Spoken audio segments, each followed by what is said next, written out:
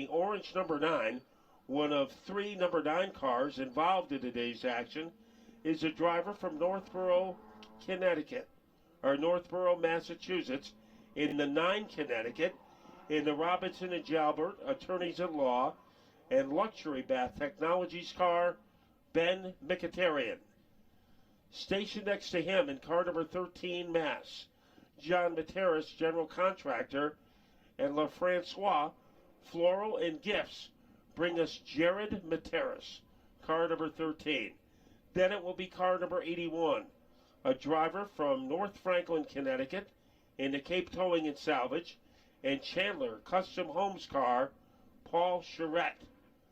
Next to Buddy in car number 31, here is Ryan Morgan. He is from Lisbon, Connecticut, in the Brooklands Country View Restaurant car.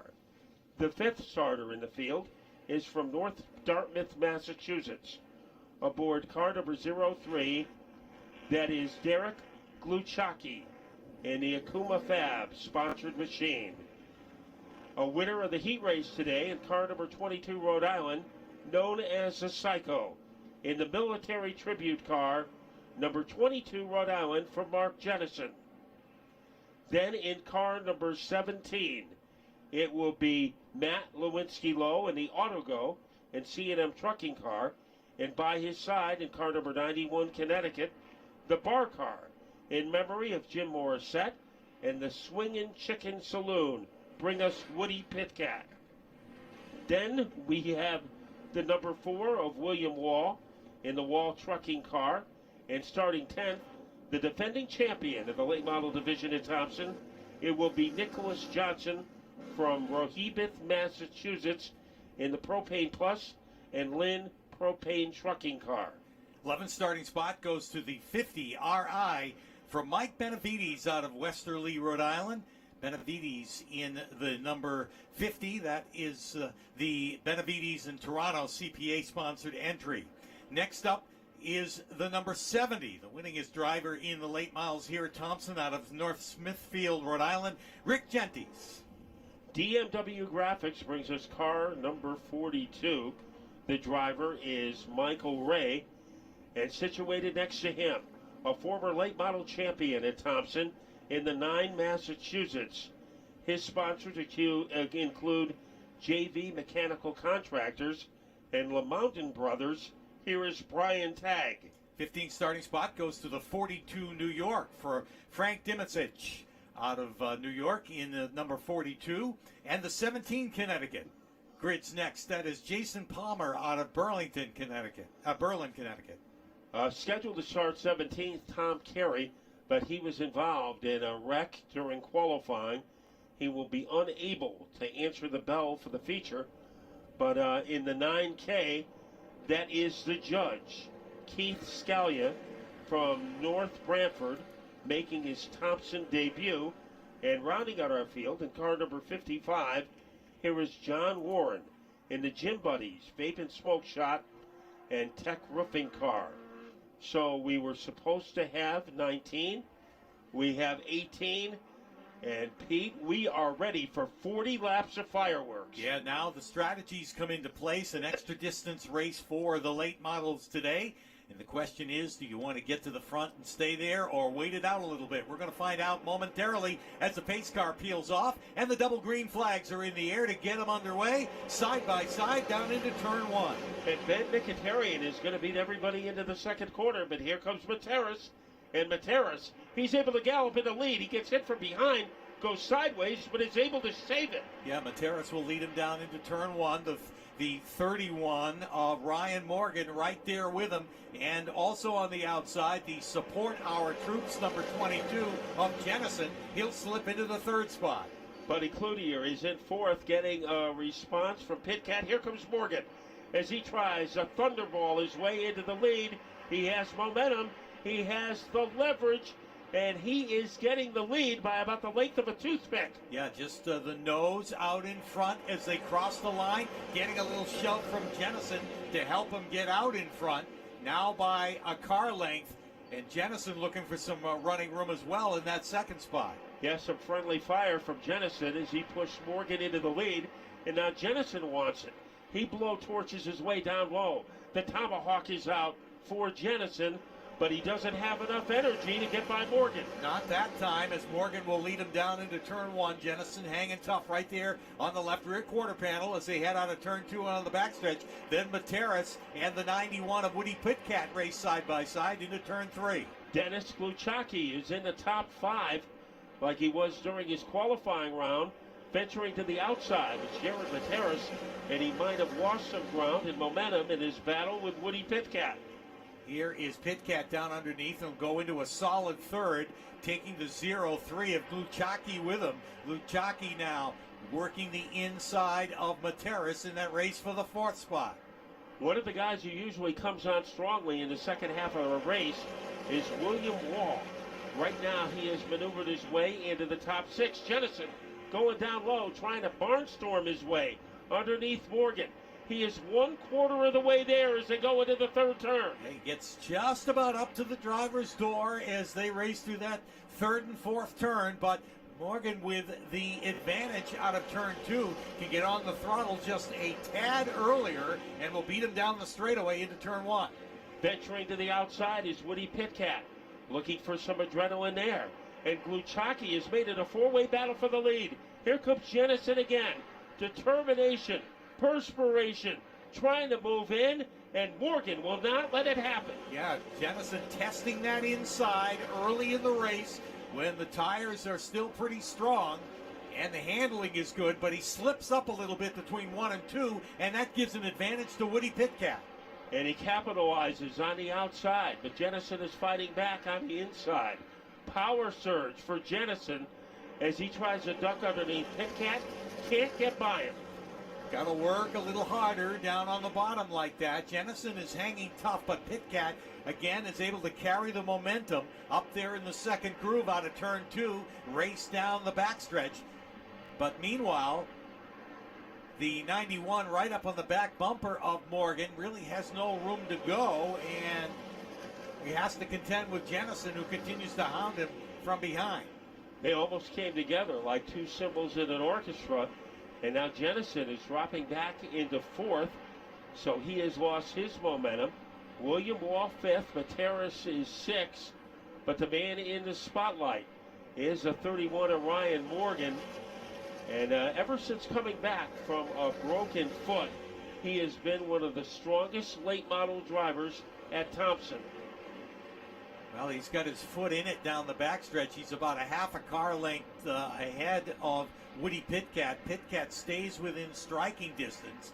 And Gluchacki's been able to get around Jennison. Jennison, who has settled into a steady pace at this point, finds himself in 4th after battling for the lead. And closing on him is William Wall in the number 4. We have a pretty good battle behind Wall. Materis fighting off Matt Lewinsky low, and Nick Johnson is also involved. That is a fight for 6th place. Up at the front, Pitcat jackknifing his way to the inside, and Pitcat has some firepower, and he also has the lead. He had a great run down into turn 1 and was able to make the pass and slide up into a more comfortable groove once he got by Morgan. He's the leader and starts to pull away. Morgan now has to contend with Gluchacki as he's right there in the 0-3. There is some stamina in that 0-3 car as they blockbuster their way off the corner. Morgan still has a spot. Woody Pitcat has never won driving for Jeff Hartwell and Hartwell Motorsports. And right now he is leading by an SUV over 2 pretty good drivers, Gluchacki and Morgan. They are side by side. Gluchacki working the bottom. It worked for Woody Pitcat. He's trying to make it work on Morgan. They stay together down the backstretch. Jennison watches from 4th, and now William Wall sizing up Jennison to make a move. And Wall looks like he has some adrenaline as he ducks underneath the 22 and cannot get by the 22 of Jennison, at least not yet. And while there is chaos behind him, Woody Pitcat is able to fortify his lead. Yeah, Pitcat continues to drive away and has opened it up here out of turn number 4 and across the stripe. Morgan, and his battle with Gluchacki has settled down, at least for the moment.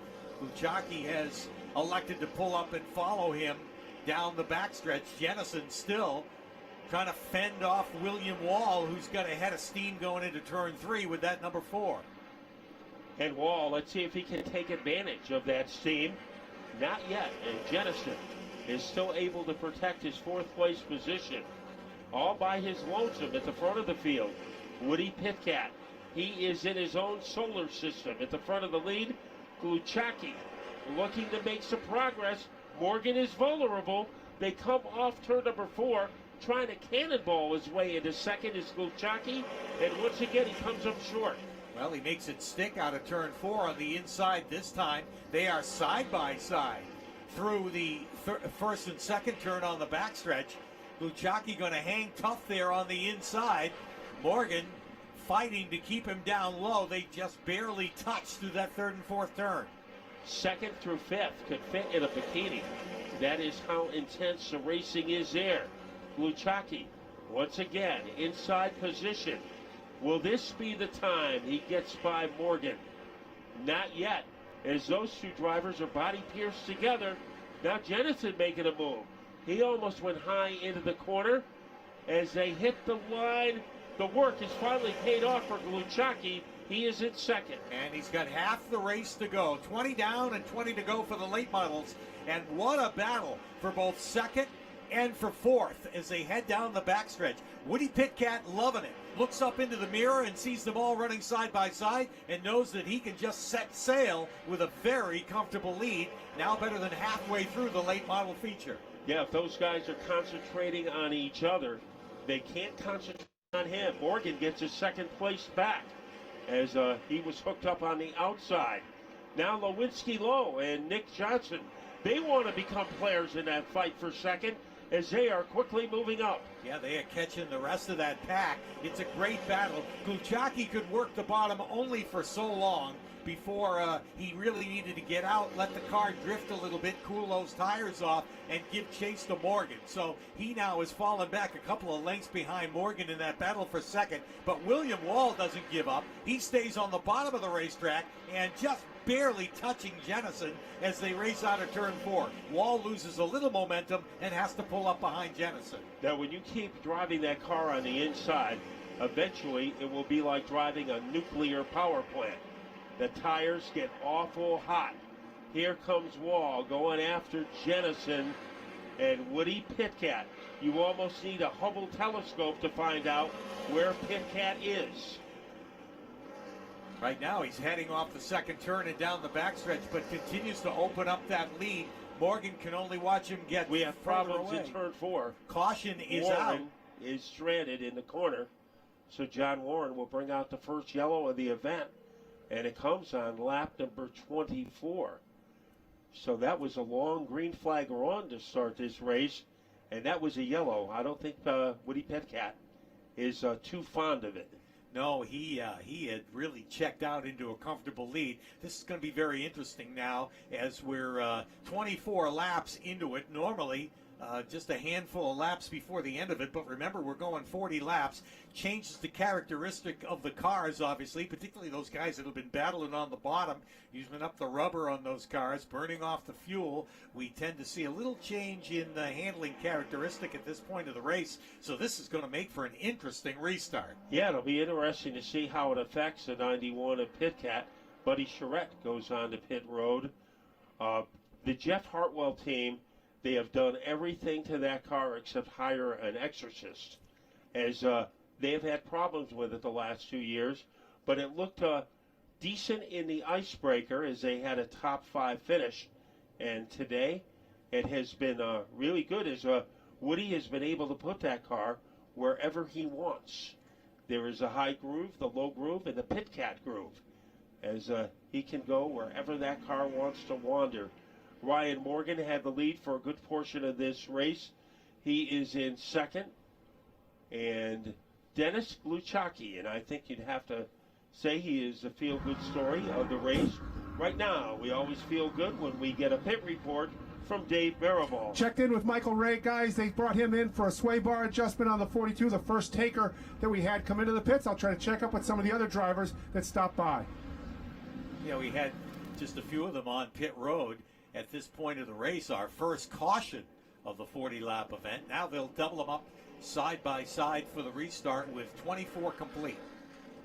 So Derek Luchowski, I apologize to Derek, but he has put on a show, and I don't think anybody expected to see the authority from Derek Luchowski, and we are really seeing it now. Remember the old cliche, Pete? One of your favorites? You're only as good as your last restart. So we'll see if Pitcat electing to go to the inside. Now, most of the time, the leaders go to the outside. Pitcat is not doing that. Pace car is off, looking for the green flag. It's in the air, and here they come out of turn 4. Pitcat, by a half a car length at the line, will lead him down into turn 1. And Pitcat has some firepower. He's trying to smoke bomb his way to the lead. Right there with him, Ryan Morgan. Morgan gets the schnoz of that car out in front. Pitcat trying to retaliate. Yes, and Morgan trying to hold him down, trying to pinch him down through that third and fourth turn. Morgan retakes the lead in the number 31. Pitcat pulls up behind him and will follow him out of turn 2. Remember, early in the race, it took a few laps for the Pitcat car to get up to full power. Jennison in third, holding off Wall. Jennison now looks menacing as he goes to the outside of the 91 car, but Ryan Morgan back in front with 14 laps to go. Yeah, Morgan leads them off of turn 2 and down the backstretch. Woody loses a little bit out of that momentum that he had out of turn 2 and kind of lost some ground to Morgan. And Jennison giving chase up there on the outside. He's still trying to shake off William Wall, who stays right with him. One of the faster guys on the track right now, Brian Tagg in car number 9. He is having his own personal battle with Rick Jennis, now getting out of line. William Wall, as he tries to get some bite down low against Jennison. Jennison going up high and cannot move in close enough to Pitcat, but Jennison having a pretty smooth ride. Yeah. Trouble on the front straightaway. Warren going to the sidewall, and he bounces off that sidewall like he was a billiard ball as he landed in the side pocket alongside the safety wall. So a fracas on the front stretch, and we go back to yellow flag conditions. Second yellow of the race, and it comes with 12 laps to go. This has been a great race. Yeah, it certainly is interesting.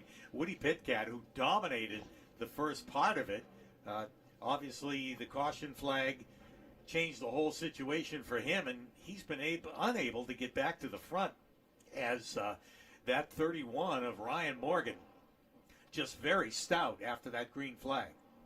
Yeah, and of course the leader gets to determine, does he want to restart on the outside or the inside? And after seeing what happened to Pitcat on the last restart when he chose inside, I think it's a pretty safe bet that Ryan Morgan will go to the outside. Buddy Cloutier is back on pit road, the second time he has been there. Lewinsky Lowe is there. Michael Ray in the 42 has been fighting problems for the entire race, but they are still surrounding that 55 car, John Warren, as he went on a collision course in the side wall, and he stuffed it into the wall. So our wreckers are paying attention to that number 55 car, and everyone else is paying attention to Ryan Morgan. Yeah, tough break for the 17, Lewinsky Lowe, on pit road with the hood open, and he'd been right up there solidly inside the top 10 and running a pretty good battle. Don't know if that's just to check something or that they've got real problems with that car, but he'll be relegated to the back of the field on the restart. Now remember, the next time we will assemble will be Wednesday, June 5th, for the Whelen Modified Tour, 125 laps. Also the Sunoco Modifieds, the late models, the SK Lights, the Limited Sportsman, and the Mini Stocks will be part of the dance card. Tough shape, John Warren's number 55. As the front end, like a hand grenade went off in the front end of the car, so some serious damage there. but we should be going back to full speed racing any moment now. And there is the 9 of Keith Scalia, his first time ever at Thompson. And I think he got a little rambunctious, wanted to get some racing in, and he is headed back out under the speedway. And we are ready for a restart. Double file action behind our pace car, and we are about ready to turn up the volume. We have had 2 leaders, Ryan Morgan and Woody Pitcat. And Morgan has elected to go on the outside, Pete. We kind of expected that he would. So we'll see if he can get the jump on Woody Pitcat for the second straight restart. He'll try it from the outside as the pace car peels off onto pit road. And all eyes are on the flag stand where they now have the green flag in the air. And Morgan gets a good run, and this time takes William Wall with him. So Wall trying to take second away from Pitcat. Jennison is fourth. Nick Johnson has moved up to the top 5. Pitcat trying to strike down low against Morgan. They go into the middle of turns 3 and 4. Pitcat is there, but Morgan is able to weather the storm. We have a problem. Keith Scalia, he bombarded the wall, and he is headed off the track. Yeah, gets out of the way, and heavy damage to the right rear of that number 9, but not before the caution flag comes out. Yellow is out. And Scalia did not get off the track that far, and he was still in the danger zone. Yeah, sitting in a dangerous spot there. Somebody came down onto pit road. He's sitting right where the cars would be coming on. So they don't sell popcorn and hot dogs in that area. It is a very dangerous location. So we have our third yellow of the event, and so far Ryan Morgan has been excellent on the restarts. Now there might have been some damage in that turn 3 and 4 area as our safety crew quickly goes to the scene.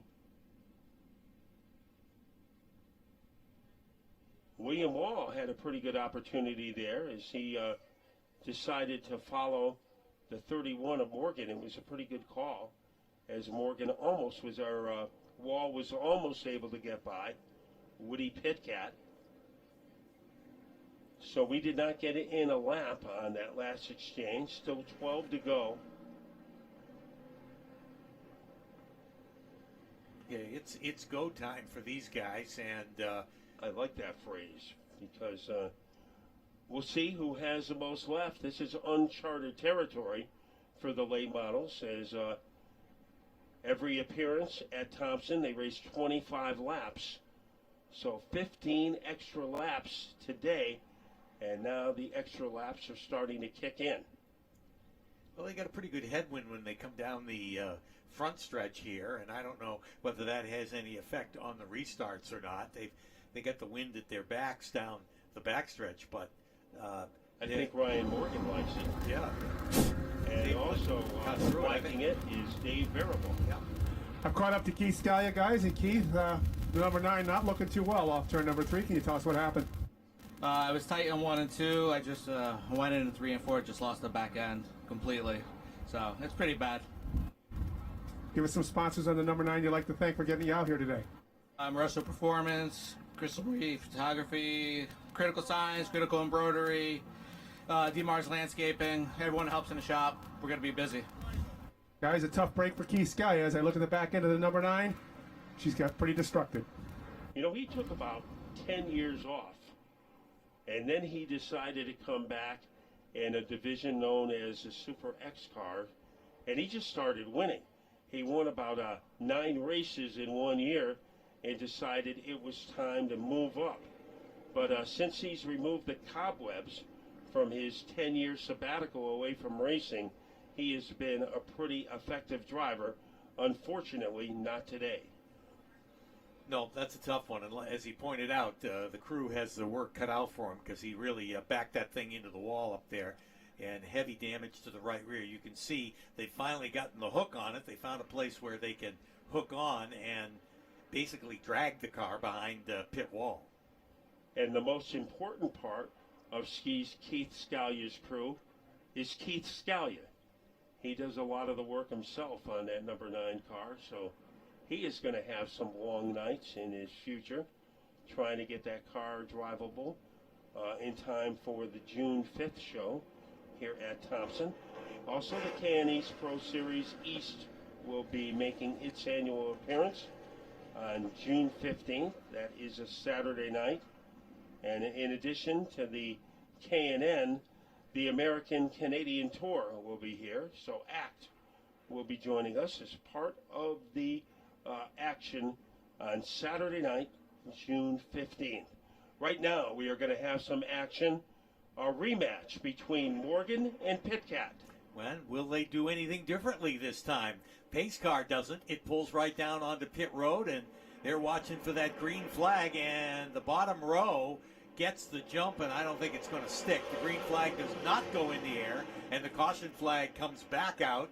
Again, as we said, would they do anything differently this time? Because it was a rematch on that restart, and yeah, Woody Pitcat decided he was going to get the jump, and that's not going to work as far as officials are concerned, and they call it back. So they will try it again as they line up side by side down into turn 3. Yeah, they had to do something differently. Throw the yellow. Let's see what happens now. Pitcat on the inside, and Morgan, he is able to explode like lava coming out of a volcano. This time they're side by side. Pitcat, ever so loose, has to gingerly work down the bottom of the first and second turn and give it up to the 31. Now he's going to contend with William Wall. Wall up on the outside, and that number 4 is trying to motor his way around. So the inside groove, not the preferred groove at this point of the race. And Wall is one of those guys that gets stronger. As the race gets longer, he gets rid of Pitcat and now has the crosshair set on Ryan Morgan. Morgan is able to fend him off, at least for the time being, as he'll follow him through that third and fourth turn. Look for an opening here on the front stretch. He'll try the bottom, and they're side by side across the stripe. Derek Luchacki making noise again as he tries to rip shot his way underneath the 22 of Jennison. So he is still a factor. Wall looks like he's ready to crank it up. Yeah, here comes Wall, halfway underneath Morgan. Sticks the nose down there and see if he can get momentum out of turn number 4. But again, Morgan on the outside is able to maintain that momentum and hold off William Wall for the time being. The longer Wall has to work the bottom, the tougher it's going to be. And that time he gets a little loose out of turn number 2 and will slide up behind Morgan. Meanwhile, Woody Pitcat's caught right up to Wall's bumper. Yeah, Wall was closer to Pitcat than he was to Morgan. Now he gets closer to the 31. Wall doesn't just have his foot in it, he has his whole body in it. Derek Luchacki trying to get underneath Pitcat. That is a fight for third. But the drama is up at the front between Morgan and William Wall. Morgan has bought himself a little bit of breathing room, at least at this point, as he sails across the stripe. But William Wall sizing him up for another run. And next time he wants to make it count. So he'll try to make the pass when he knows he thinks he's got enough to get around him as things quiet down up at the front, at least for the moment. Now Gluchaki, as he got tired of trying to get underneath Pitcat, he went to the upper groove and almost ran into Jennison. Nick Johnson, one of the unsung heroes in this race. Car number 6 is running 6. But up at the front, Morgan has some daylight between himself and William Wall. 5 laps to go this time by. 5 to go is the signal from the flag stand. And Morgan now has a full car length and a half over William Wall. And the question is whether Wall is settling back to give it a run in the last laps or if he's shown all his cards. We'll find out because there's only 4 laps to go this time. I think he might still have at least one more card buried underneath his sleeve. Pitcat stampeding in third. Now he makes a move against Wall and did not have enough adrenaline to make it pay. Pretty good separation between first and second at this point. They'll come across the stripe this time with only 3 laps to go. And they're going to have to pour it on if anybody's going to change position. Woody Pitcat again trying to try the bottom underneath William Wall, but just can't pry it open. Yeah, he's trying to scalpel his way underneath Wall. It is not working. Morgan, will he receive one more attack from either Wall or Pitcat? We are headed to the final 2 laps, and Ryan Morgan is very close to nailing the first extra distance race of the season at Thompson. And here comes William Wall once again trying to mount a charge. Meanwhile, he's got to keep an eye on Woody Pitcat, who's right with him, looking at the bottom. They'll come under the white flag this time. Now Nick Johnson trying to get into the top 5 against Mark Jennison. But the drama is in turn 2. That's where Morgan is hanging out. Here comes Wall. Does he have a trick that he can use? They go into turn 3. Wall going to work. Dive bomb move as he tries to blast his way into the lead. They are together heading down the front straightaway. And it appeared to be the number 31 of Ryan Morgan by a molecule to win the 40-lapper. It was too close to call. Our electronic scoring indicates that Ryan Morgan is the winner by 2 1/1000ths of a second. 2 1/1000ths of a second was all that stood between Ryan Morgan and William Wall. It looked like Wall just about was done exiting turn 2. But by the time they got into turn 3, it was a dive bomb move. As trying to torpedo his way into the lead was William Wall. And what a way to start the day on Military Appreciation Day. Ryan Morgan, he will never have to work harder than he did for that victory. And members of his team are quickly out to congratulate their driver. He is one of the best. The 81 Connecticut. He looked pretty awesome in qualifying today. Glenn Roy from Sterling. Then in the second row in car number 2, he dominated his heat race in the Ken's Auto and Badass Creative Coating car, Doug Curry. Then in car number 1, Connecticut, the driver is Jared Roy. Starting 5th in the field, in car number 78, he had his moments in qualifying today in the Lighthouse Signs and National Way Performance Engines car, Evan Burgoyce. Next door to him, in car number 51, Connecticut, that is Scott Mahalski, as he is in the Scott Mahalski in the J.G. Wentworth home blending car. 7th starting spot goes to the number 42. That's Ian Brew from Wood River Junction, Rhode Island. And alongside will be the number 44, Steve Mahalski from Brooklyn, Connecticut, in the Auto Parts Outlet. Pete's Tire and Oil, number 44. Then it will be the 04 car, and that will be driven by Mike Anzalone from Plainfield. Next door to him, in car number 25, they call him Can Do Canfield, a 2-time mini stock champion at New London Speedway. It is Charles Canfield.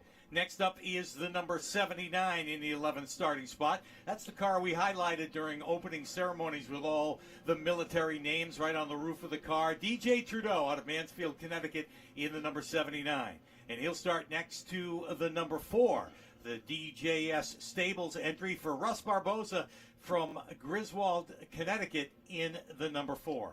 Then it will be car number 92, excuse me, and the driver of car number 92, JT Superdot.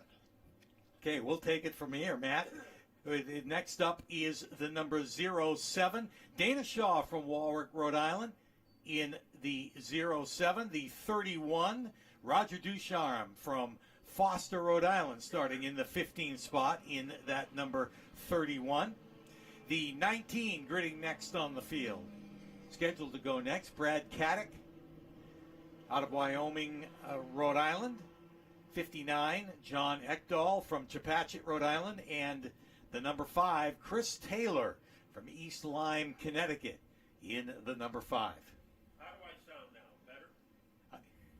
I said that before I turned on my microphone in case the voice didn't come back. I thought you really lost it. I saw your mouth moving, but nothing was coming out. Didn't have the microphone on. Okay, we are ready to get it on here for 15 laps. On the front row, it is Glenn Roy against Dave Trudeau. And Trudeau in the no. He is able to bombard his way into the lead. Trying to back up his heat win earlier today in that flying zero. Gets out to the lead, and a good-sized lead as they head down the backstretch. 3 wide on the backstretch. On the inside, Doug Curry. Stuck in the middle is Roy. And it is Mahalski on the outside. And Mahalski was a beneficiary of that as he goes from 5th into 3rd. Yeah, he's on the move, and that number 44 really with a good run right now. He is up to the 4th spot, and the front 4 are in a straight line now. The front 5 heading down the backstretch. And a pair of Mahalskis running 3rd and 4th. Scott Mahalski and Steve Mahalski. Dave Trudeau, he is in the picnic area at the front of the field. Roy in 2nd. Now Evan Burgoy's trying to move his way up through the field against Barboza. So that is a car worth keeping an eye on. Trouble over in turn number 2, and well, it looks like they're going to be able to actually keep going. We see it looked Ian like Brew. square dancing. Yeah, Ian Brew. But it looked like he was doing a little drifting over there, actually, in that number 42. Doing but he's a able do-si to dog. keep going, yeah. And here is Roy trying to get underneath the 0 of Trudeau. So the 1 of Jared Roy. And Jared Roy, he is able to razor blade his way underneath Trudeau and move into the lead. Yeah, and he drifts way up the racetrack, and that opens the door for the 44 of Steve Mahalski. Mahalski right there, and boy, we've got a gaggle of mini stocks all together down into turn 1.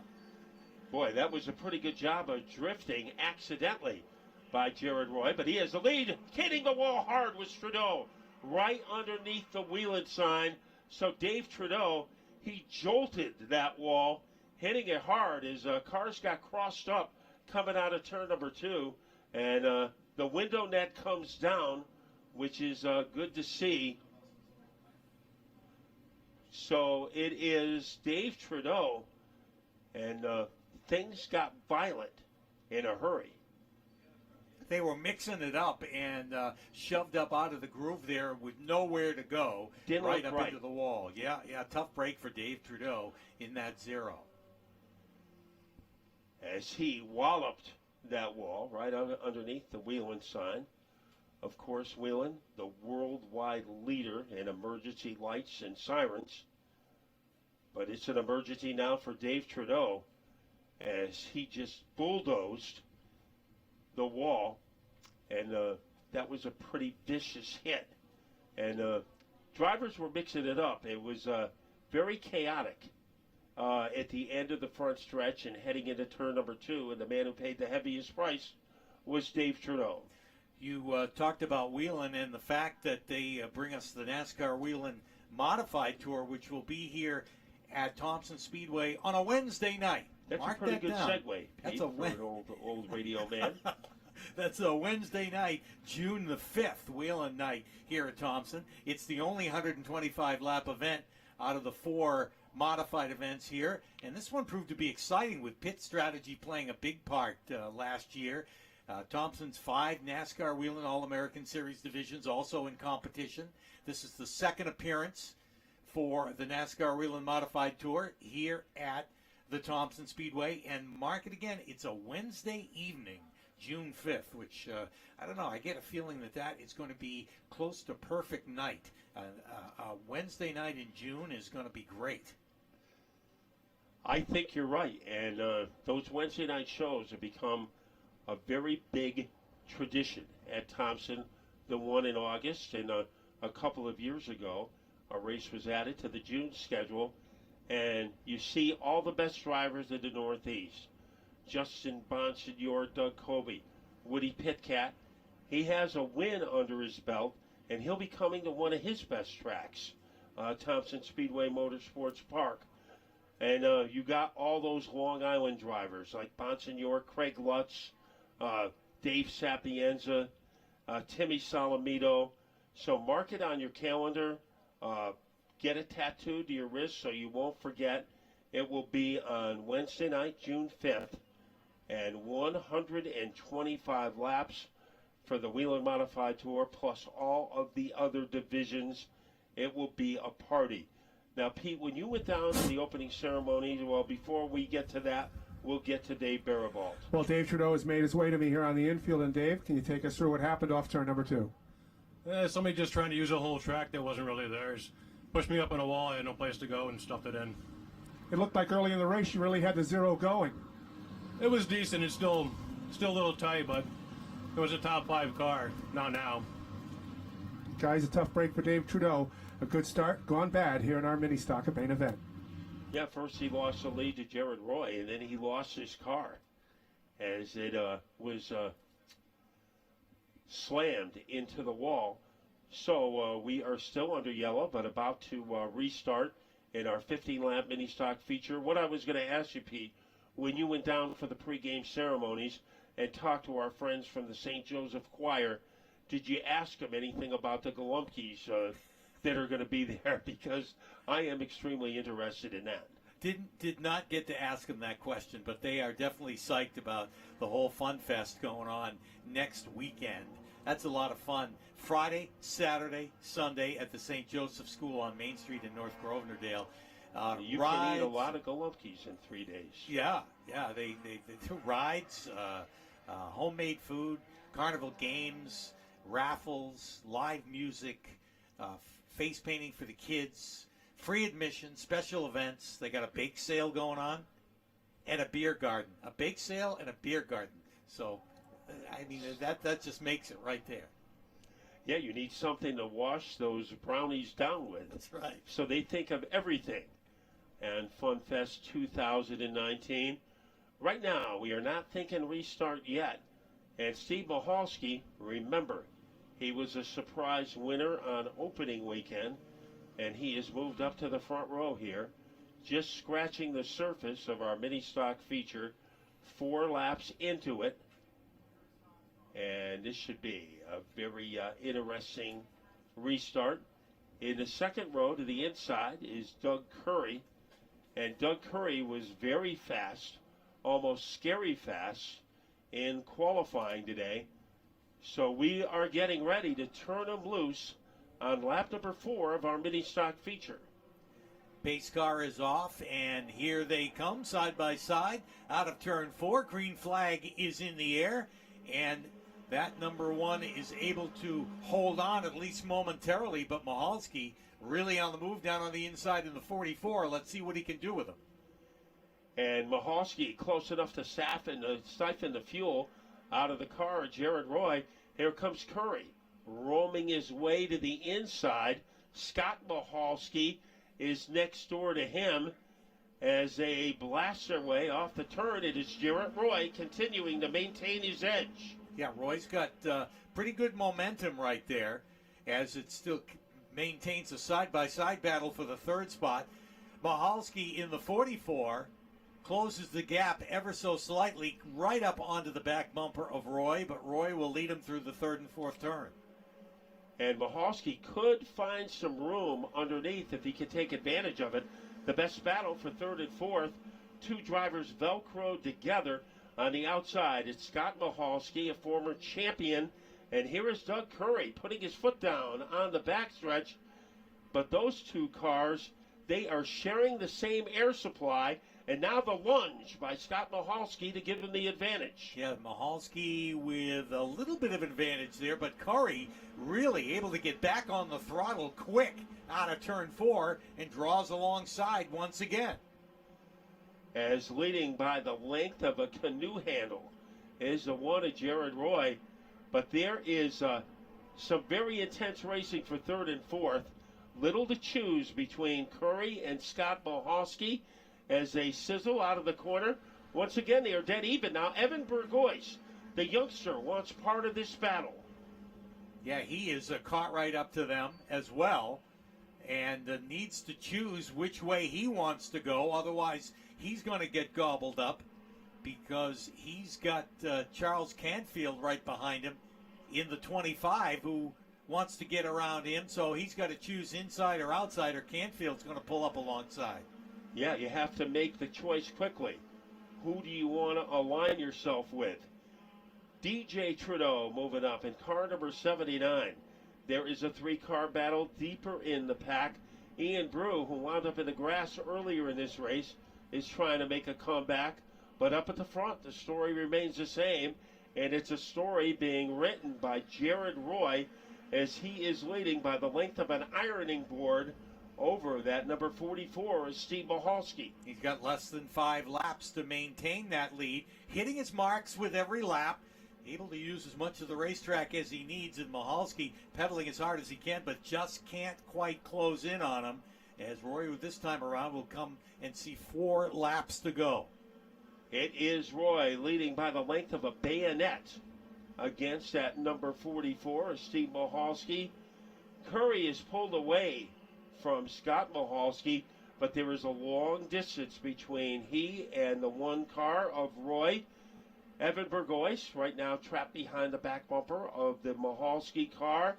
But Jared Roy, since taking the lead from Trudeau early in the race, he has been the sparkling diamond in this field. And continues to be so. Again, a frustration for that 44 of Steve Mahalski because he just can't seem to close on Roy. And as you said, Doug Curry all by himself in the second spot and rather than the third spot, pretty good battle for fourth right now. Yeah, Canfield is part of it, and so is Evan Burgoyce, as he has a spot. Now he pulls away from Mahalski. Trying to scrape his way underneath the 51 is Canfield. Up at the front, the margin remains almost the same for Jared Roy.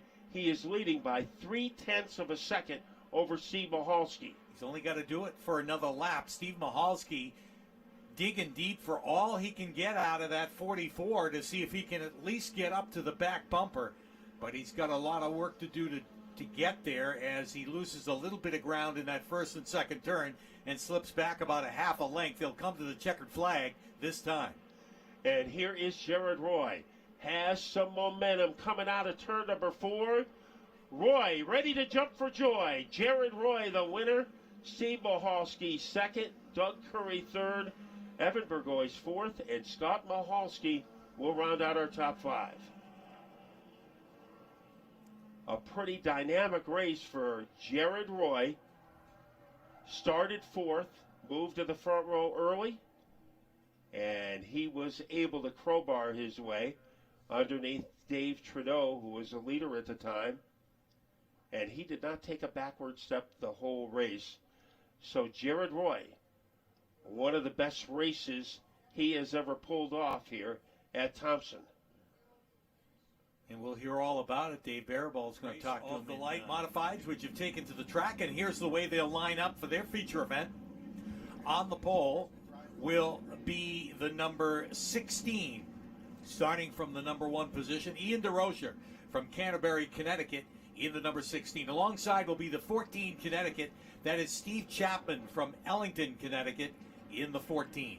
H.O. Penn in Midside State Development brings us Noah Corner in car number 31. Then in car number 7X, Chris Carell in the Dunleavy's Truck and Trailer Repair and Pat Auto Body's car. 5th starting spot goes to the number 33, Christopher Vians from Putnam, Connecticut. And alongside will be the number 72 from New York. That's Andrew Less in the number 72. Car number 11 will be next. Lux Auto Plus presents Keith Caruso. And hanging out next to him in car number 32, the Crystal Auto Body and 32 Signs car, Wayne Burrows Jr. 9th starting spot goes to the number 43. That's the Darling Auto Parts EB Exterminating entry for Alexander Pearl from Salem, Connecticut in the 43, alongside the winningest driver in this particular series in the 01. We're talking about Brian Narducci from Colchester in the Florida Connection, Robert Auer Construction 01. Then it will be car number 151, Polar Beverages and Streb Chiropractic. Bring us Burt Willett. Next door to him in car number 88, Brett Gagne in the Langdon Tire Start Finish Motorsports car. Next up from Massachusetts in the number 50 is Matt Zonicki in the number 50, starting alongside the number 24. From Oxford, Mass, it's Nathan Pitko and the Pitko Brothers Ramco Construction number 24. Car number 15 will be next, and it will be driven by John O'Sullivan in the ServPro and Norwich car.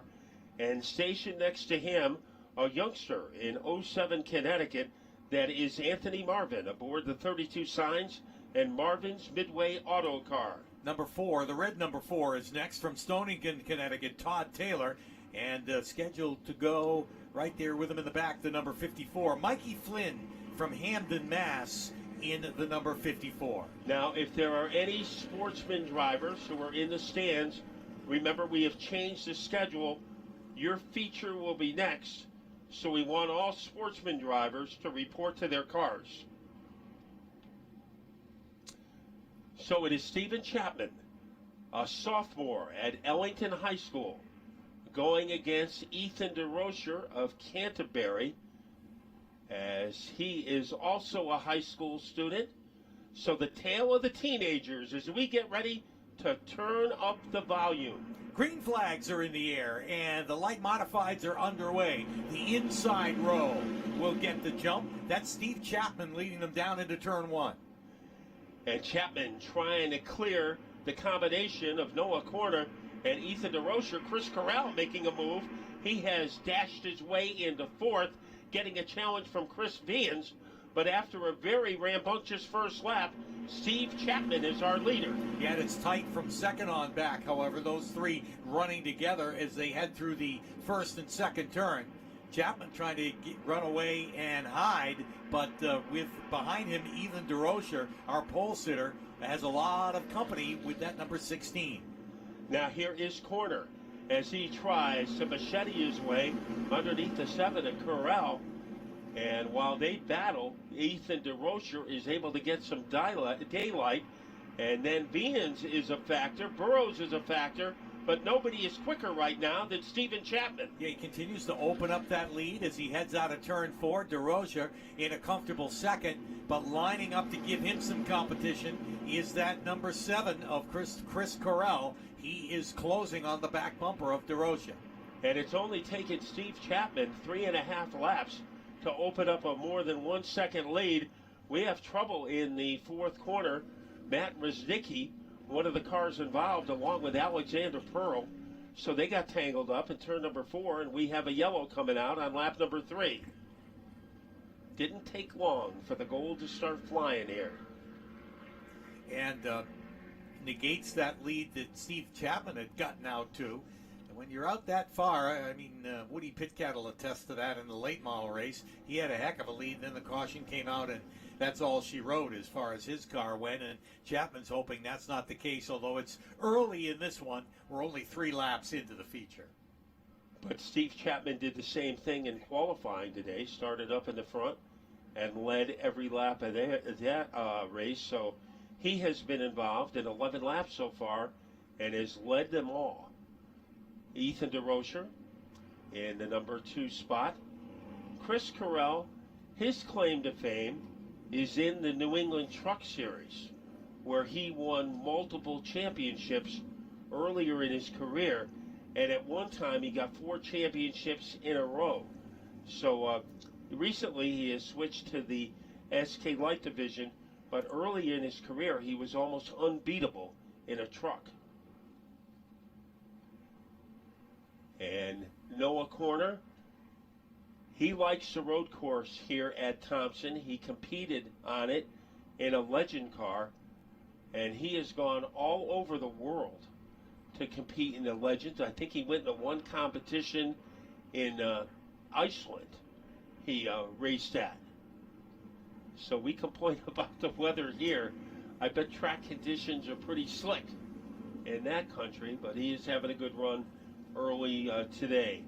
3 laps in, Steve Chapman has led every lap. Steve Chapman, he was the graduate of the Wild Thing Karts on Monday nights at Stafford Speedway. He won in every division they had except for the senior champs.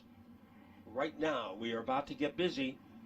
Chapman is elected to go to the outside against Ethan DeRocher. Pace car is off and the green flag is in the air. That outside row gets the jump. Good for Chapman, who goes to second. DeRocher, or rather to the lead. DeRocher is in second, but Corral tried to put the moves on him on the bottom. It didn't work. Carell now has to put up with the 31 on the move on the outside. Noah Corner. He didn't put up with him for very long. Right. Because Corner was able to just blur to the outside of him. Now he is picking on the back bumper of the Ethan DeRocher car. DeRocher has second place, but treating the back bumper like Ringo Starr treats a drum is Noah Corner. And here comes Corner down underneath DeRocher. That race for second. Can he make it stick? They head out of turn 2. Corner with a move, and on his back bumper is Brian Narducci. Narducci trying to keep the streak alive. He wants to hustle to the front. He can see Chapman getting away with it. And right now, Narducci stuck in a little traffic as Noah Corner directly in front of the 0-1 car. Burrows behind Narducci, and here comes Brian as he tries to rocket his way underneath DeRocher, and he has now climbed into the top 3. Running third and follows Corner off the second turn and down the backstretch. DeRocher now with his hands full. Another challenge down underneath him as they race through the third and fourth turn. Room on the inside for Narducci. Let's see if he can take advantage of it. Right now, he is content to hang out on the back bumper of Corner. Let's see what happens in turn 3. This is where Narducci likes to make a move, and here it comes. Yeah, he drives down deep into turn 3. Tries to slide up in front of Corner. Corner is there, so has to hesitate a moment, but does get a hold of him, or in front of him, and he gets right back on the throttle out of turn 2 and puts some distance between second and third. Now, Steven Chapman is running a little faster right now than Brian Narducci, so the question is, will Narducci be able to catch up to the 14 car without the luxury of a caution flag? Pretty good move back into the fourth spot as the 32 of Wayne Burrows Jr. working over Ethan DeRocher. That is the race for fourth as they come to the cross flags this time. As Narducci is getting warmed up in his last lap, he was 0.2 of a second faster than Chapman.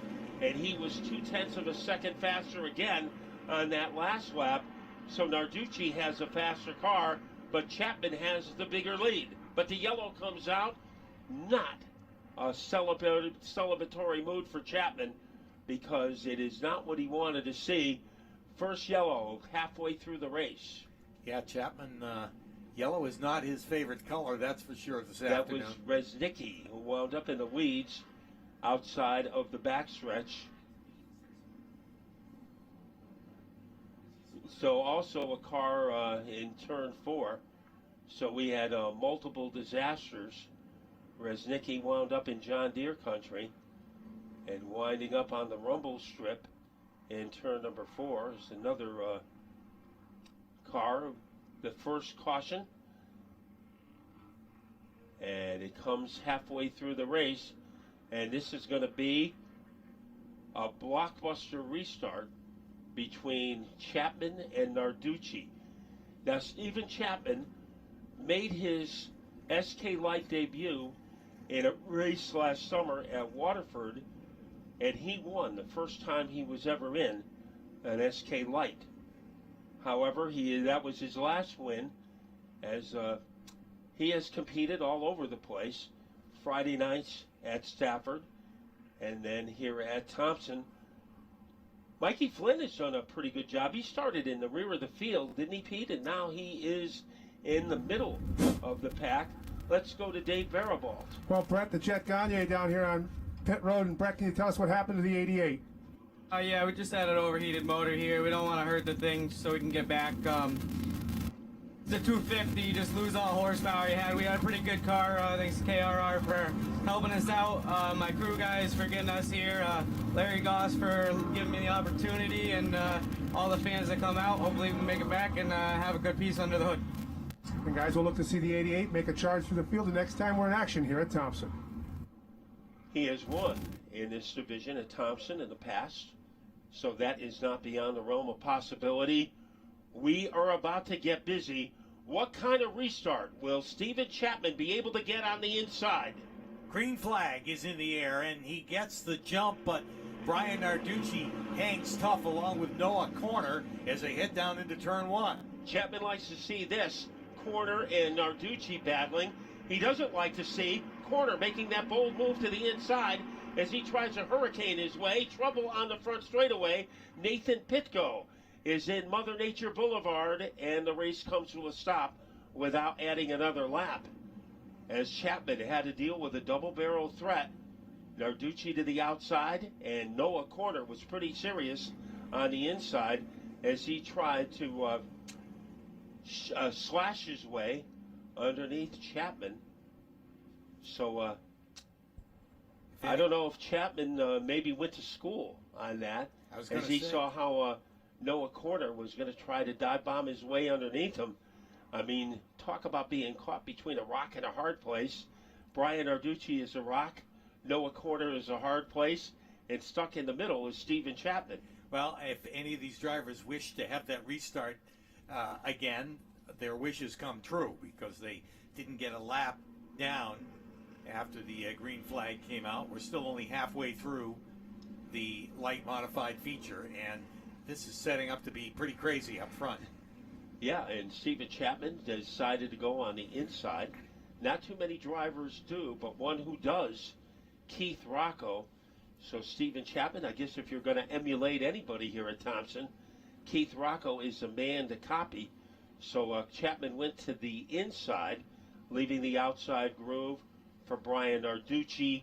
Narducci was a winner Friday night at Stafford, and he was able to move into the lead by his success running on the outside, as not many people can run the outside as efficiently as Brian Narducci does.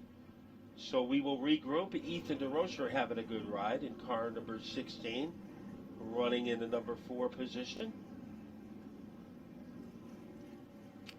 Nathan Pitko will go to the rear of the field. Nathan took a year off last year from Connecticut Racing, but he is back in a big way this year. It was a pretty good restart last time for Stephen Chapman. Will he be able to duplicate it? We'll find out moments from now as the official Thompson Speedway pace car exits onto pit road, and the green flag is back in the air. Chapman is back in the lead, at least for the moment, as they cross the stripe and head to turn 1, but he's got trouble. As he is knocked off the pace, Chapman going backwards. Narducci is our leader. Tough break for Steve Chapman. Something amiss on that car, or could have missed a shift actually at the start, and slows to the bottom of the racetrack.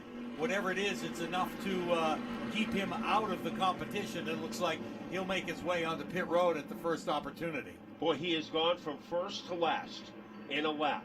And Brian Narducci, looking for his 6th straight, has opened up a pretty huge lead by about a furlong over the combination of DeRocher and Corner. So Brian Narducci got a break, and he knows how to take advantage of it. Yeah, by all means, as he's got himself a very comfortable lead right now. But the race is from second on back. Corner and DeRocher dice it up out of turn number 2. DeRocher right now for the time being, but Corner is looking him over as they head out of turn 4. A crossover move by Corner. Now he retreats and goes behind the number 16 of Ethan DeRocher. Ethan DeRocher does not have that much experience in an open-wheel car. You would never know it by the way he is competing this afternoon. Yeah, but he leaves the bottom open that time, and here comes Corner, gets the nose down underneath and pulls right up alongside. Meanwhile, he's getting a shove from the 64 as they head down into turn 3. Mikey Flynn started in the rear of the field. He has moved into 3rd place, and now he is taking Burrows with him. So Burrows has grabbed the coattails of Mikey Flynn, and now Flynn is going after Noah Corner in a fight for second. Flynn closing on Corner. DeRocher right there with him, and Burrows as well. That's a pretty good battle back in the 4th place. But Corner trying to get away in that 2nd spot and own it. But Flynn continues to mount a charge. But nobody's passed more cars in this race than Mikey Flynn, the driver from Hamden, Mass. DeRocher in 4th, Burrows in 5th, Carell in 6th, and then it's Vians in 7th as our runners. Barnstorm their way off the corner, and Nardici's lead is getting bigger. He is leading Noah Corner by 1.9 seconds. He could pretty much coast around at this point, as he is the class of the field, as he has been 5 times before this, and the laps continue to wind down. He'll see 2 to go this time. Meanwhile, Noah Corner has a mirror full of Mikey Flynn. As Brian Narducci going for a 6-pack. 6 consecutive wins at Thompson. Corner leading by a canoe handle over the 54, Mikey Flynn. Then for 4th and 5th is a battle between DeRocher and Burrows. One more time around for Brian Narducci. White flag is in the air, and Narducci again able to breathe easy as he heads off the second turn and down the backstretch. Here he comes into turn number 3, going for 6 consecutive wins. Here is Narducci. Steamrolls his way off turn number 4. Narducci, 6 in a row. The Brian Narducci 6-pack. The margin between he and second place driver Noah Corner was 1.5 seconds. Mikey Flynn finishing 3rd. Ethan DeRocher 4th. Chris Carell 5th. Andrew Less was 6th. John O'Sullivan 7th. Alexander Pearl was 8th. Keith Caruso in 9th. Burt Willett rounds out the top 10. Nathan Pitko in 11th. In 12th was Christopher Beans in car number 33. In 14th was Matt Reznicki in car number 50. The home of Tyler from in the number 66. And the number 14 grids next, Zach Robinson from Putnam, Connecticut. The 14, the New England Asphalt sponsored car. And then it will be car number 07 from Preston, Nate the Kid Taylor. So there is your 29 car field, and we did it, the lineup with 2 turns to spare. And even more than that, because the lights remain on the pace car, so they'll go 6 turns to spare. Yeah, another lap before we turn them loose. Let them all get into line, the proper lineup, and then we'll let them go for their annual extra distance race for the limited sportsman. This is the an annual event, the 4th annual here at the Thompson Speedway for these guys. Ryan Waterman, the winner at the Icebreaker, also won this extra distance race last year, so all eyes will be on him. You know, one driver to watch, car number 2, Megan Fuller. She is one of those drivers that's perfectly suited for an extra distance race. Is under the radar for the first 15 laps, and then she will try to make a move. We'll see if that strategy will pay off. She's right behind one of her nemesises, and that is Sean Monahan. Green flags are in the air, and the battle begins right up front on the outside. The 19 of Kyle Garrow is able to get to the lead and lead the rest of the pack Megan through. Fuller goes around, and she is hammered by Ryan Waterman. Shea is able to get around on the inside. We are still under green, and we'll see if Megan can get moving, and it appears that she will be able to, but not quickly enough.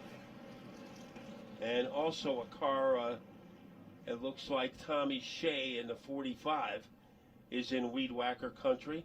So just when we say that Megan Fuller would be one of the drivers to watch, she runs into some turbulence in turn number 1.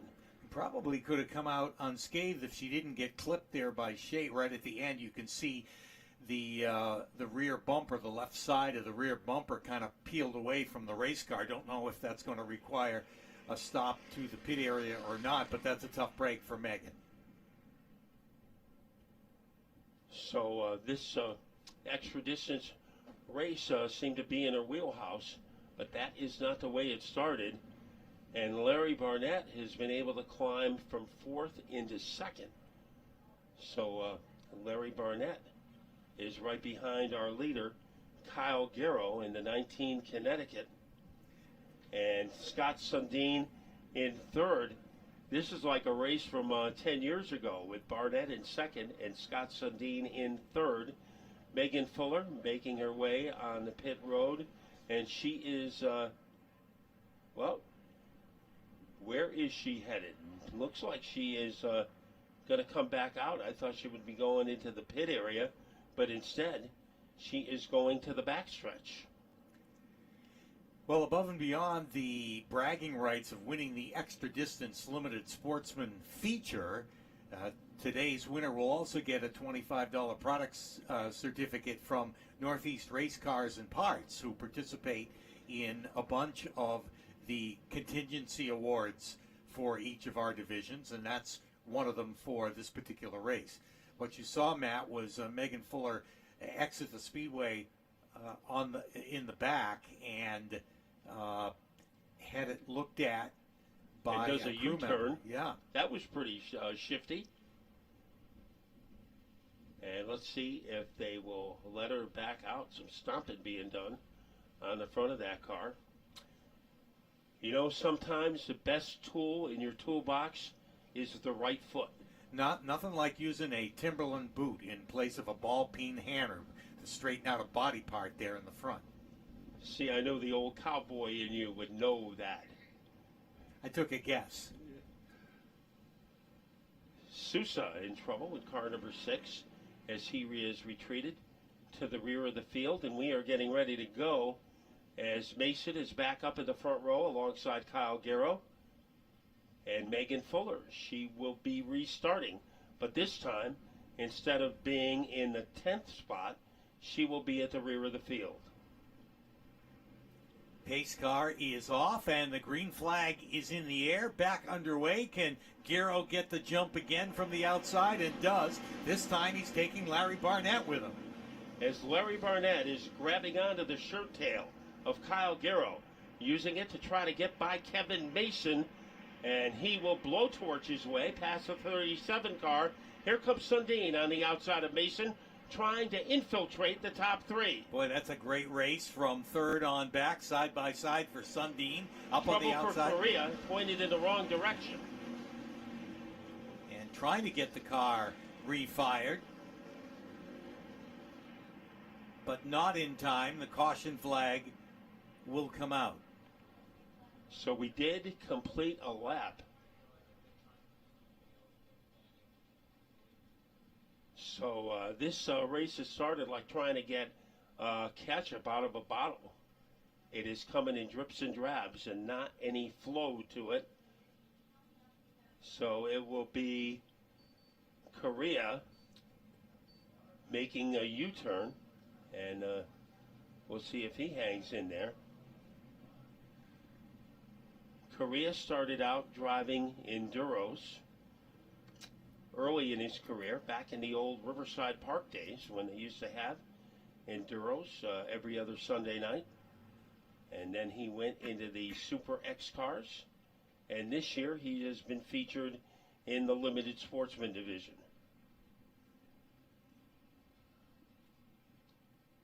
So Kyle Garrow has done pretty good things on the restart and on the start, and has been able to pull away from the competition. This time, however, he is going up against a multi-time champion, Larry Barnett. And it looks like Barnett is back to being Leadfoot, as he had a pretty good run on opening weekend and has moved up into the top tier of the field here. Yeah, I've got some of the hot shots right up front there, like Sundin in the 36. Also, the 64 stays strong right up there, Malburn, ready to give chase to the lead. And, of course, the 13 of Van Pelt, that orange number 13. So we've got some of the heavy hitters up front already, and we've only got a lap down of this 30-lap race. Yeah, Scott Sundin says he likes the Limited Sportsman because he said you don't need a big crew to have a fast car. He has help on race days, but during the week, he's basically working on the car all by himself. And he says because of the nature of the Sportsman car, you are able to do that. In some of the other divisions, you not only need a big crew on race day, you need it during the week to get that car to have a little velo to it. Well, I think Scott might have some velo today. That's velo or vino?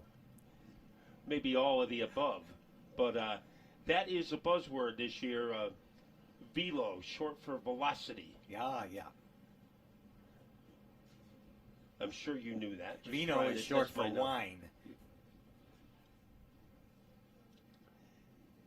And don't forget, after the races today, speaking of Vino, head to our clubhouse. You'll be able to get all the latest conversation and some great conversation on what you have seen today. So stop there on your way home today. You can usually tell when you see a table of race people sitting together, you can usually tell which one is the driver by the way he's using his hands. You know, I'll have to watch that. I never Because noticed he's describing how the race went and who passed who and who got in front. It makes it kind of easy to spot who the driver is amongst the whole crew sitting at a table. Okay, look for that telltale sign later today. A new game at Thompson. Pick the driver. And the driver, of course, it's probably just a carryover for 40 laps, or in the case of the late models, and 30 laps for the sportsmen and the SKs. They have their hands on the steering wheel moving it, so they just keep their hands moving, only the steering wheel isn't there. That's right.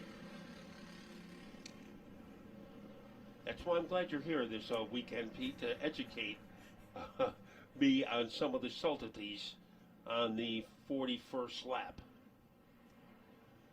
Right now, there's nothing subtle about the way that Kyle Garrow has started this race, as he has been like a lightning bolt coming out of the cloud. Let's see if he can continue that tradition. Looks to repeat history, but Larry Barnett's giving him a run for his money. They are side by side across the stripe, sailing down into turn one. As Larry Barnett all over the side of Kyle Garrow's car like aluminum siding on a roof, 3 wide behind him. And the winner of that battle is Kevin Mason, as getting stuck in the middle with Sundin. Malburn on the grass, Morgan on the grass, and in the lead is Larry Barnett. Trouble for Malburn. I don't know if he had a tire go down or what the deal was, but he went to the bottom of the racetrack, pitched this car sideways like he was trying to get to down to the pit road, and is still stuck at the bottom of the racetrack. That's going to bring out the caution flag. Not sure what happened there, but he got off speed going into turn 3 and went to the bottom of the racetrack, and now brings out the caution flag. He pitched the car, and it turned out to be a wild pitch. And he wound up on the rumble strip, is able to move it. So we have reached 2 laps, 28 to go.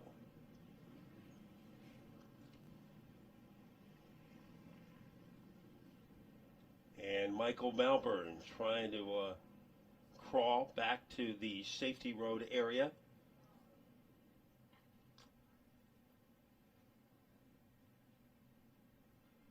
And that was a pretty good restart for Larry Barnett. As, what's the name of that Tom Petty song? I Won't Back Down. He did not back down to Kyle Garrow, and he eventually was able to rocket into the lead.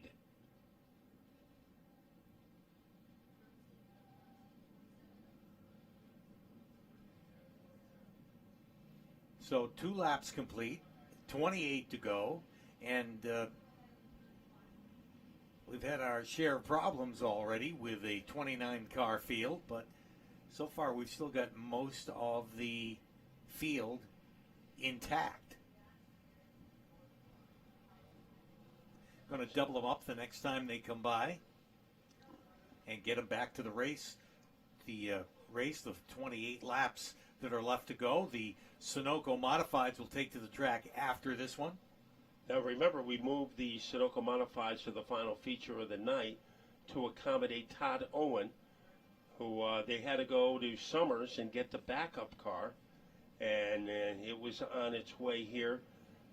I would say from Summers to Thompson is over an hour, so that backup car is making its way here, and Todd Owen, he has, if you ever go into his garage, it is like a used car lot. The only difference between Todd Owens' garage, and the used car lot is Owens' cars are a lot more expensive. Yeah, I can imagine.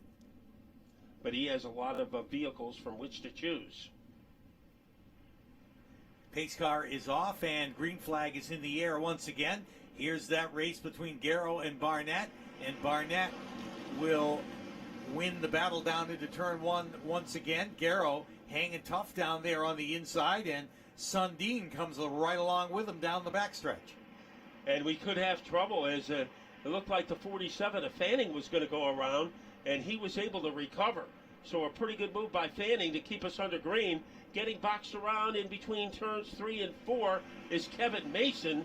As a traffic jam there, but everybody is able to keep moving, and Mason is very sluggish on the outside groove. Yeah, flat tire on that car, and he's just trying to get to the bottom so he can get out of there.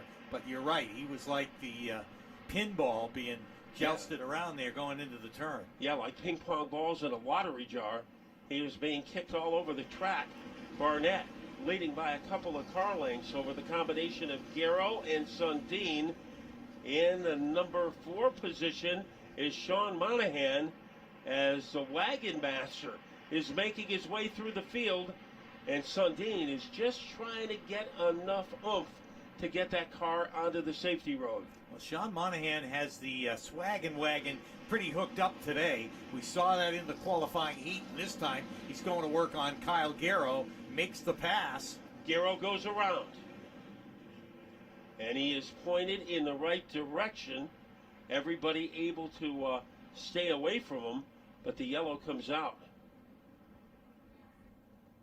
As he looked like Barishnikov in turn number 2, bringing out our 4th yellow in 5 laps. And Sean Monahan, this is a different looking shaggin' wagon than what we saw in the icebreaker. So he used a break between races to his advantage.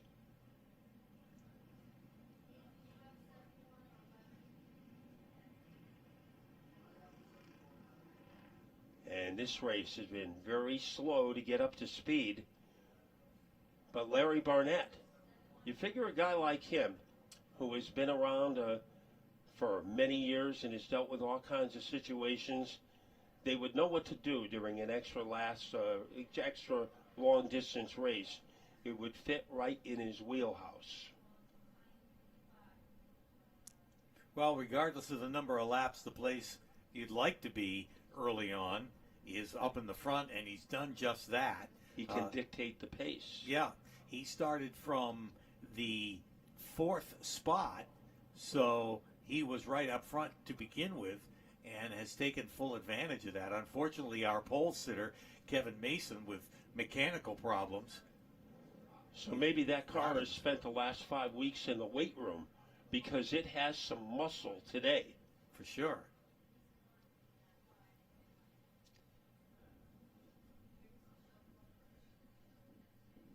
As is Sundin in second. And how many times in the last 20 years have those two guys been battling for the lead here in the limited sportsman division? And Sean Monahan, who won a championship last year, is running in 3rd. And right behind him is Captain Camera Jesse Gleason. And Ryan Waterman has moved up into the top 5. So there has been a lot of drama in the first 5 laps of this one. And Larry Barnett, looking like the Larry Barnett of about 2012, has been the class of the field so far. Now, coming up next will be our Sunoco Modifieds for the final feature of the day. It will be 30-lap tug of war. And starting on the pole will be Ronnie Williams. Now, Keith Rocco will be 8th. And another noteworthy driver who looked fast in qualifying today, Mike Christopher, he will be starting in the top 6. But it will be Ronnie Williams on the pole. we are just about ready to resume here. Pete Falcone with us this weekend, and he will be with us again on June 5th as part of our announced team for the Thompson 125. Looking forward to seeing the NASCAR Wheel and Modified Tour back here at Thompson. They make, as you know, a handful of appearances here, and we've talked about the fact that this is the shortest race coming up, the 125, and how the strategies change, because there are guys that can go all the way without a pit stop, and that sometimes is a good thing, and sometimes it is not. So it'll be interesting to see. Yeah, the jack stand can work both ways. Right. As when you're in the lead in a 125 lap race and your car is going good, the temptation is there not to change anything, because when you have to go from the back to get back to the front, sometimes, as you said, sometimes it works and sometimes it doesn't. Right now, two cars that are working in the front row, Larry Barnett on the outside, Scott Sundin on the inside, two veterans ready for action. Green flag is in the air, and Barnett gets a great launch out of the turn number 4 and will lead them down into the first turn. Sundin now has his hands full with some competition on the outside.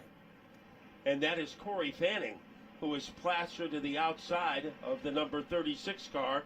Sean Monahan in 4th, and Ryan Waterman is next. But as they sizzle their way off the corner, Sundin is able to clear Jesse Gleason. Trouble on the backstretch. Two cars get together right in the middle of the backstretch, and they spin down into the infield, entering turn number 3. Al Stone is one of those cars, and it looks like Ryan Morgan in the 31. So we are clicking them off one lap at a time. 5 cautions, 6 laps in the race, and that's been adjusted to 5 laps. And Al Stone, a 4-time champion at the New London Waterford Speed Bowl, Honest John's Used Cars, and Big A Auto Parts of North Branford are his sponsors.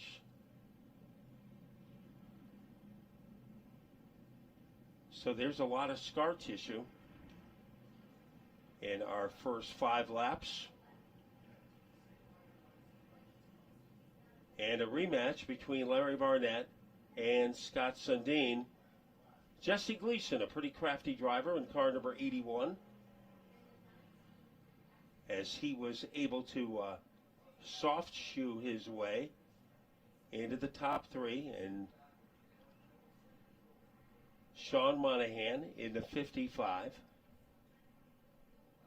We didn't get a lap in there, so go back to the same lineup as we had on the last restart, and the scorers have adjusted it, and the officials have let the cars know where they've got to be, so they are doubling them up side by side for the restart. We still have only 5 laps complete. This is far from over. It's far from started. But one thing these drivers want is a long green flag run so they can get some rhythm and get comfortable. And right now, there hasn't been too much comfort in this race, unless you're in the front row and your name is Scott Sundin or Larry Barnett. Those two guys are looking comfortable as we get ready to raise the stakes here, and the top 2 come out of turn 4. Green flag once again, and Larry Barnett again with a great launch. Sundin hangs with him down into turn 1. Will look at the inside, but can't make the pass. Barnett able to pull ahead on the backstretch, and a pretty good battle between Gleason and Sean Monahan in the 55. That is the race for the 3rd spot. Yeah, Gleason was able to get around Monahan. Now Sean trying to carve his way underneath the 81 car. Moving up is Ryan Waterman, car number 24. He is the wild card in this scenario. Barnett almost lost the lead to Sundin. Sundin is going to try it again.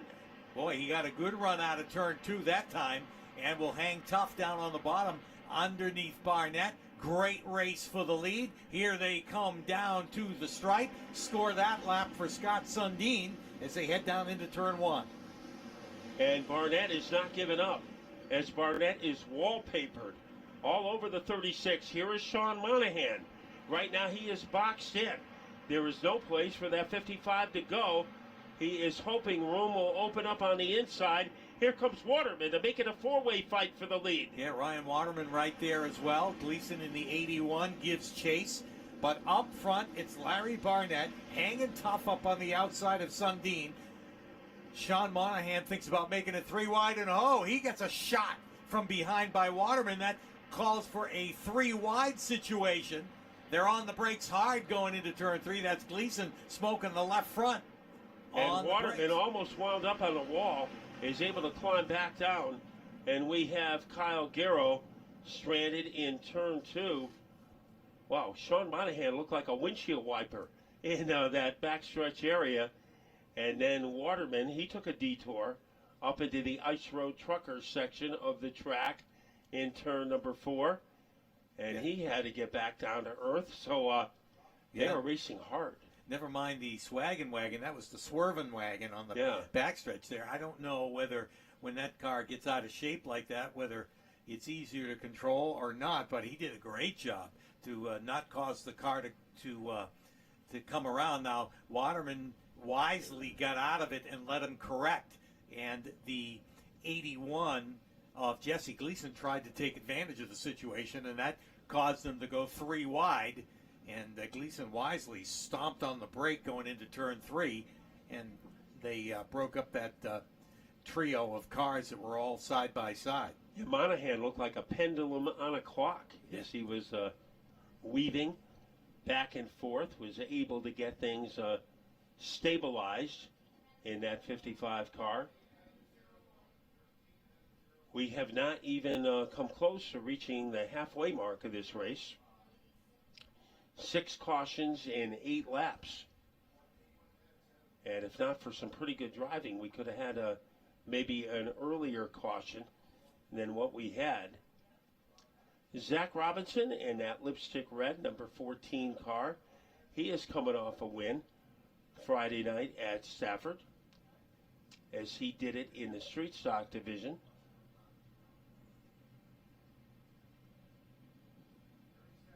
Megan Fuller in the 2, she's been able to make it back about halfway through the field.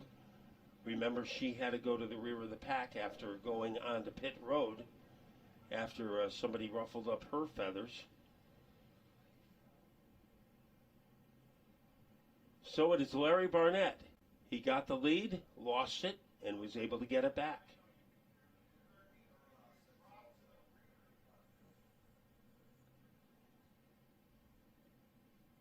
Of course, Scott Sundin, a former national champion representing Thompson Speedway, as he did that a few years ago. And Sean Monahan, he's one of those guys who likes wearing the black hat. He likes to be the villain. And he will be in third. So look at all the wins that you have in those top 3 positions between Barnett, Sundin, and Monahan. I would say those 3 guys have a lot of trophies.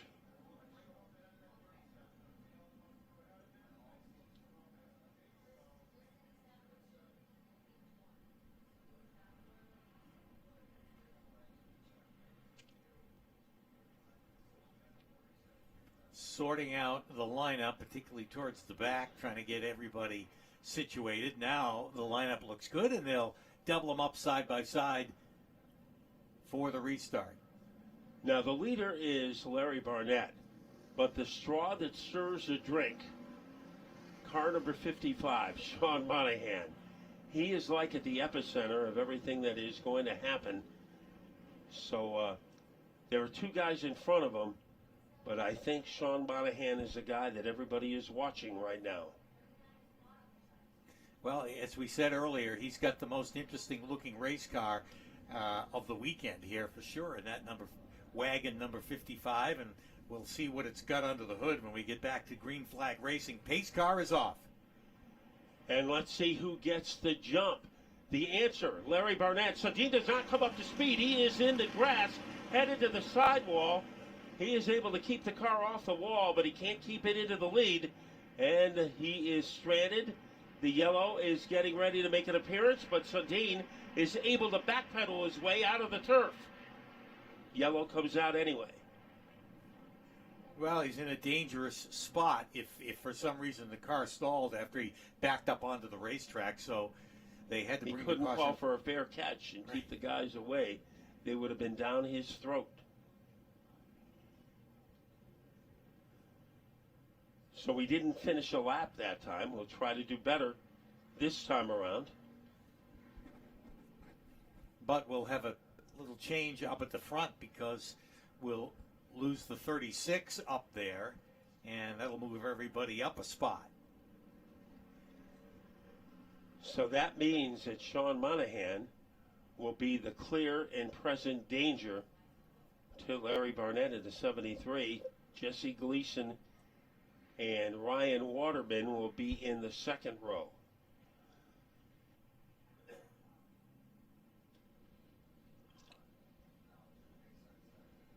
So we have still not hit double figures on the scoreboard.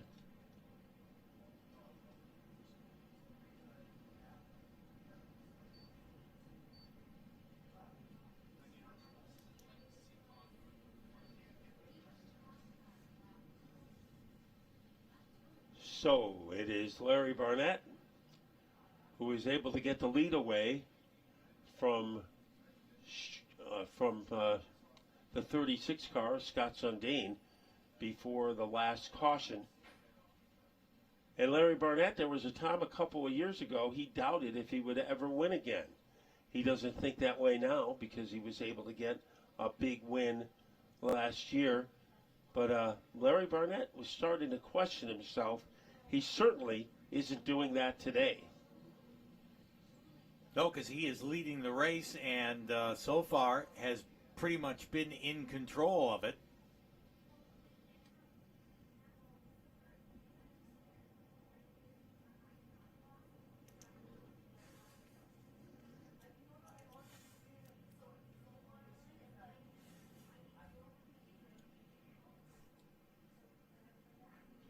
So the moment of truth is about to arrive between Sean Monahan and Larry Barnett. And this should be a very entertaining restart. It will come on lap number 9. Jesse Gleason has been tough for the entire race. And now moving into the top 5 is Jeff Van Pelt. So Van Pelt, the orange number 13 car, he has come into contention. Then it is Brett Gleason in the 0-1. He's running 6th. Shakola 7th. Randy Waterman 8th. Zach Robinson in 9th. And Michael Melbourne will round out the top 10.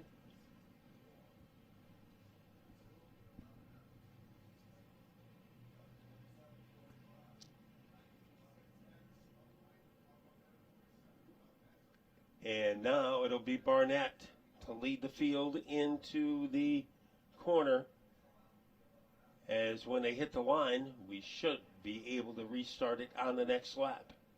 It's just adjusting the lineup, and again, trying to get everybody into the order they were running in the lap before the caution flag. It looks to be the case as they double them up and the lights go off on the pace car, indicating we'll go green flag racing next time.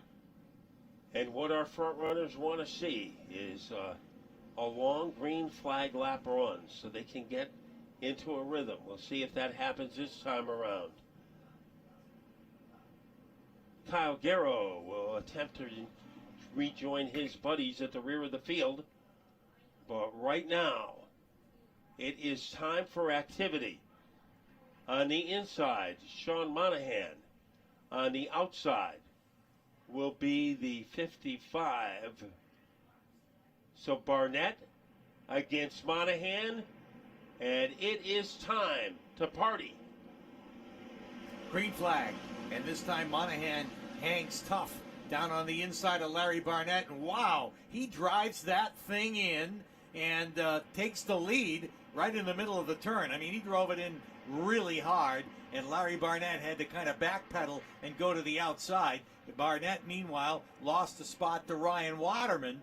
Waterman goes to second, and we've got a car around over in the third turn area. The 45 of Tommy Shea is around. The car is moving, but don't know that it's going to be moving fast enough, and we're under caution once again. We did get in a lap, but also another caution flag. And Sean Monahan got the jump on Barnett. And it will be Sean Monahan to take over the lead on lap number 9. He made that pass at the green flag and went down into turn 1 and stuffed it in there, and actually started to drift up the track ever so slightly. And I think Larry Barnett kind of had to backpedal a little bit, and that allowed the 24 of Ryan Waterman to get by him and take over the second spot. So 2 of the more entertaining drivers will be in the front row, Sean Monahan and Ryan Waterman. So that'll be an entertaining battle.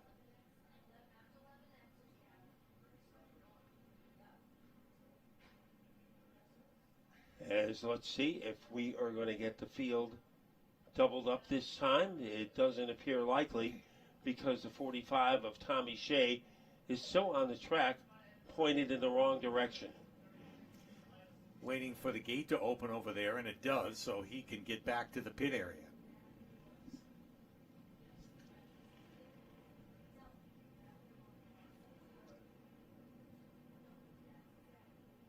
So our field stays in the single file.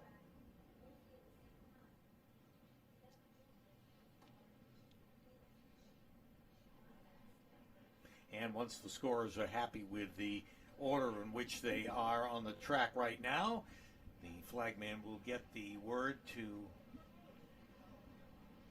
double them up. And actually, they're restarting them single file, and the green flag is out. They decided to go to single file restarts so they can complete some laps, and that's a good move. They didn't tell us, but that's all right, because we're back underway, and Sean Monahan's back in the lead. Moving into 5th, that is Brent Gleason. So we have the Gleason brothers running 4th and 5th respectively on the track. And the driver who is the brightest blip on the radar screen is Sean Monahan. And it didn't take him long to establish a pretty safe lead over the number 24, Ryan Waterman. Gleason looking to make a move against his brother, Jesse. Cannot get close enough to make it happen. Here they come off the 4th turn. Monahan firmly in control. And they're strung out pretty good there in the front, except for the Gleason brothers dicing it out for that 4th spot, the 81 and the 01. They've got quite a number of car lengths over Van Pelt, who runs in the 6th spot. Then the number 71 going next, Brendan Holt in the 71X. And then we have Malburn and Robinson fighting for the next position. Up at the front of the field is a pretty sturdy lead, opened by Sean Monahan. And Monahan is not taking a backward step so far.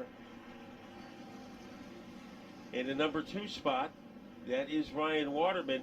He really hasn't stepped up to become a contender, but it is still early. When they hit the line, they'll still have 15 full laps to go.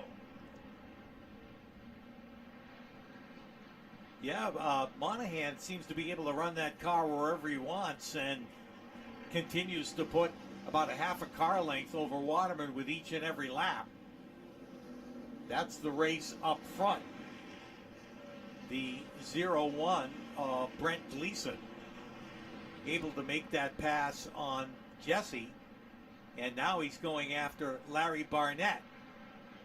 Gleason closing in on the back bumper of the 73 as they go under the cross flags. We are now halfway through the extra distance limited sportsman feature. And here is Gleason as he is hanging on the back bumper like a trailer hitch of the Barnett car. Might have room to the inside as he is going to try to firecracker his way underneath the 73. And right now, it is a yellow flag because of Korea, the second time he has brought out yellow. The first time was between turns 3 and 4, and this time it's between turns 1 and 2. So caution comes out again, but we're halfway through the feature event, setting up for a 15-lap sprint to the finish. But the question now is, has anybody got anything for Sean Monahan? You know, you look at that '07 car, we noticed it earlier, it is a salute to the Looney Tunes, as they have all the characters, Bugs Bunny, the Tasmanian Devil. So if you have an opportunity to do so, you can check out that car, as it will bring you back to your childhood. Well, he hopes to run like the Road Runner and pick up some spots when we get back under the green flag. About a good-looking paint scheme on that car. 71X, the Wojcicki's Farm number 71X has the passenger side door hanging off of it, so the officials show him the black flag. That's not a healthy situation.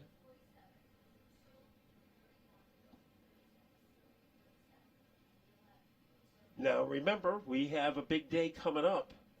It'll be Father's Day, not before you know it. And you can buy your dad the best gift of all with an on-track experience in our own cars. Drive an exotic, a Lamborghini, Ferrari, or GTR, or an autocross setup, or a Corvette 206 on the road course. Go to circuit1events.com for more information. That'd be cool. Yeah, and before you compete in that car, you could go to Al Lane's racing school and learn a little of the tricks in the trade. So that sounds like a pretty good combination. And you brought that up as a Father's Day gift. I think that's a great idea, by the way. Yeah, I mean, that would, everybody wants at least once in their lives on the bucket list is to drive, I think, one of those exotic cars, a Lamborghini or a Ferrari. So turn the bucket list into reality and treat Dad to a great time with an on-track experience at the Lamborghini, Ferrari, and GTR dealer. Pretty amazing, for sure.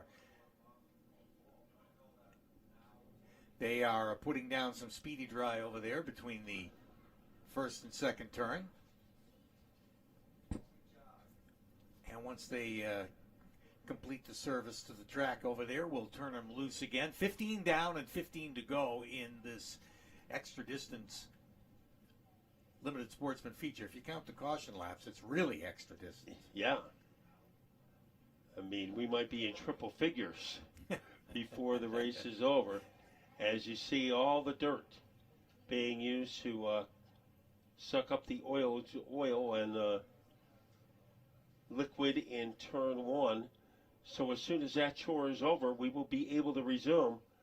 So 15 laps, we've gotten them done the hard way, one lap at a time. Sean Monahan is the leader, followed by the 24, Ryan Waterman. Then it is Barnett in third. In fourth, it's Jesse Gleason.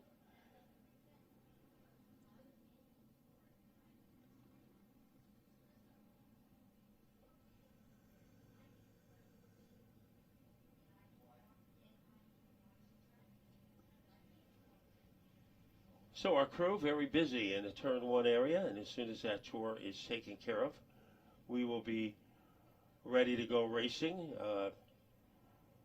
We didn't expect to see Todd Owen in the Sunoco Modified feature tonight, but he has dispatched someone on his team to go get the backup car. And I think there's one guy who's happy that there's been a lot of cautions in this race, Todd Owen, because I don't think they'll have any trouble now getting their backup car to the track on time. In fact, it may already be staged over there on the backstretch because the Sunoco Modifieds have been sitting there ready to go for a while, and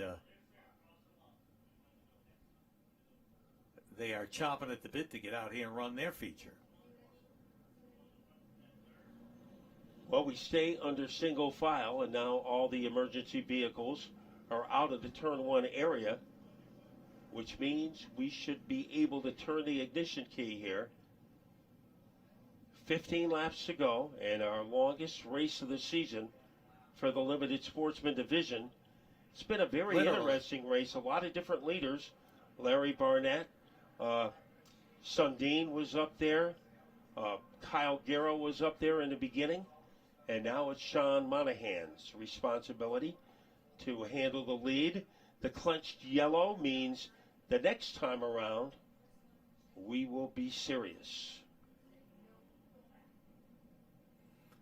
The furled yellow pointed down, indicating single file restart once again.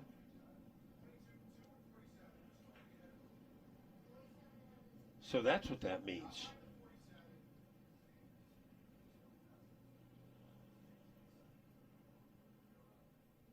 So single file, sometimes the guy in second can get a pretty good run against the leader and make a move. So you think single file restart, it prohibits you from making an early move.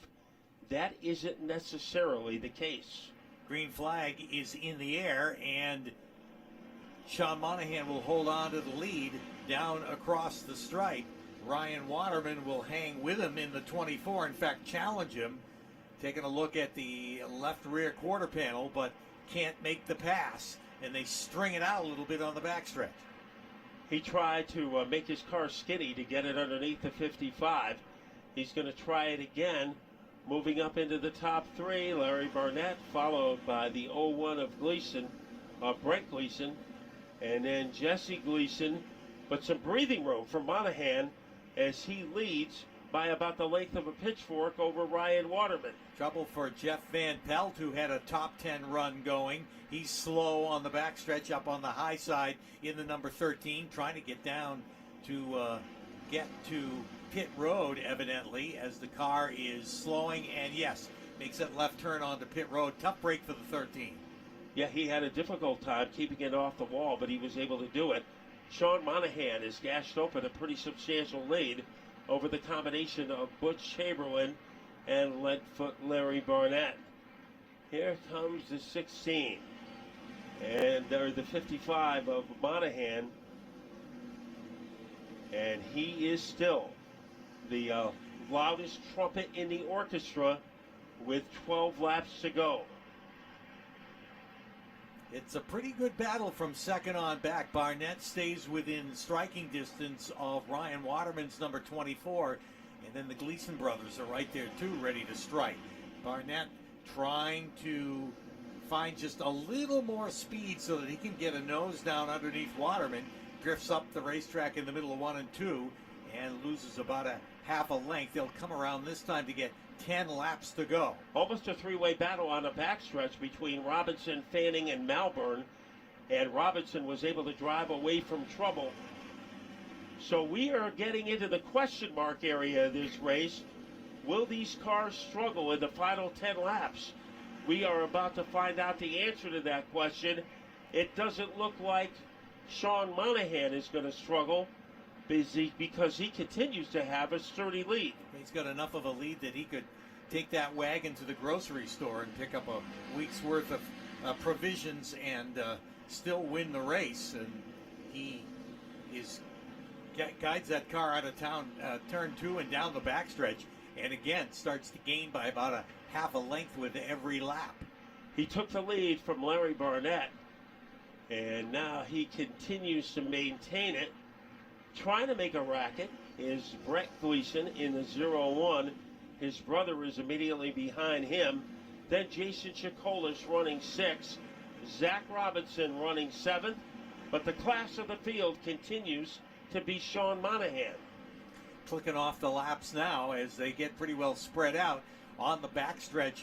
The 36 of Scott Sundin trying to pick up spots. He was up at the front not all that long ago, but spinning on a restart got put to the back and continues to make some passes to gain position. But he's got quite a ways to go if he's going to break himself back in. And he goes around. And there he goes again. And he winds up in John Deere country.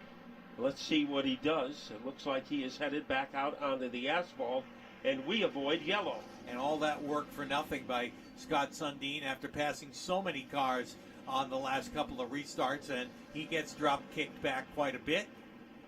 And a tough break for the 36. Be 5 laps to go this time by. 5 to go for the 55 as he'll flash across the stripe. Waterman in a comfortable second. Larry Barnett for third. And Brett Gleason in the 0-1. And Brett goes upstairs. Car on life support was Jesse Gleason as it was riding very close to the wall. So it looks like Jesse Gleason has lost most of his giddy-up.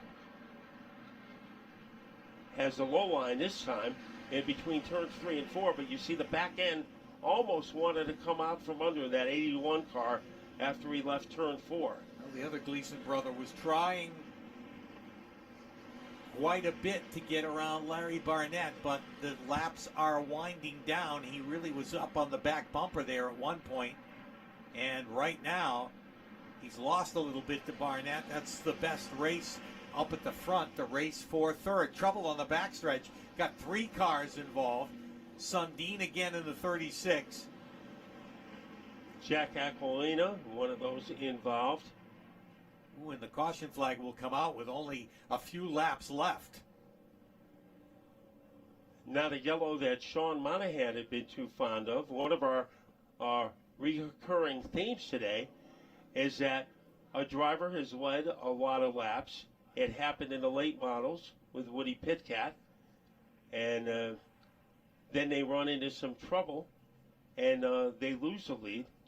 And we saw it in the SK Lights with Steven Chapman. So some of the leaders have been stung by late yellows today.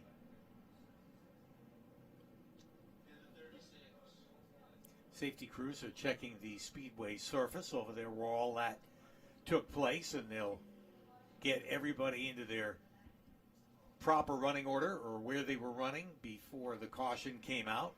Get them racked back up for the restart. And again, you see some anxious race cars over there on the entry road. Those are the modifieds ready to come out for their feature event. The culmination of our Military Appreciation Day here at the Thompson Speedway.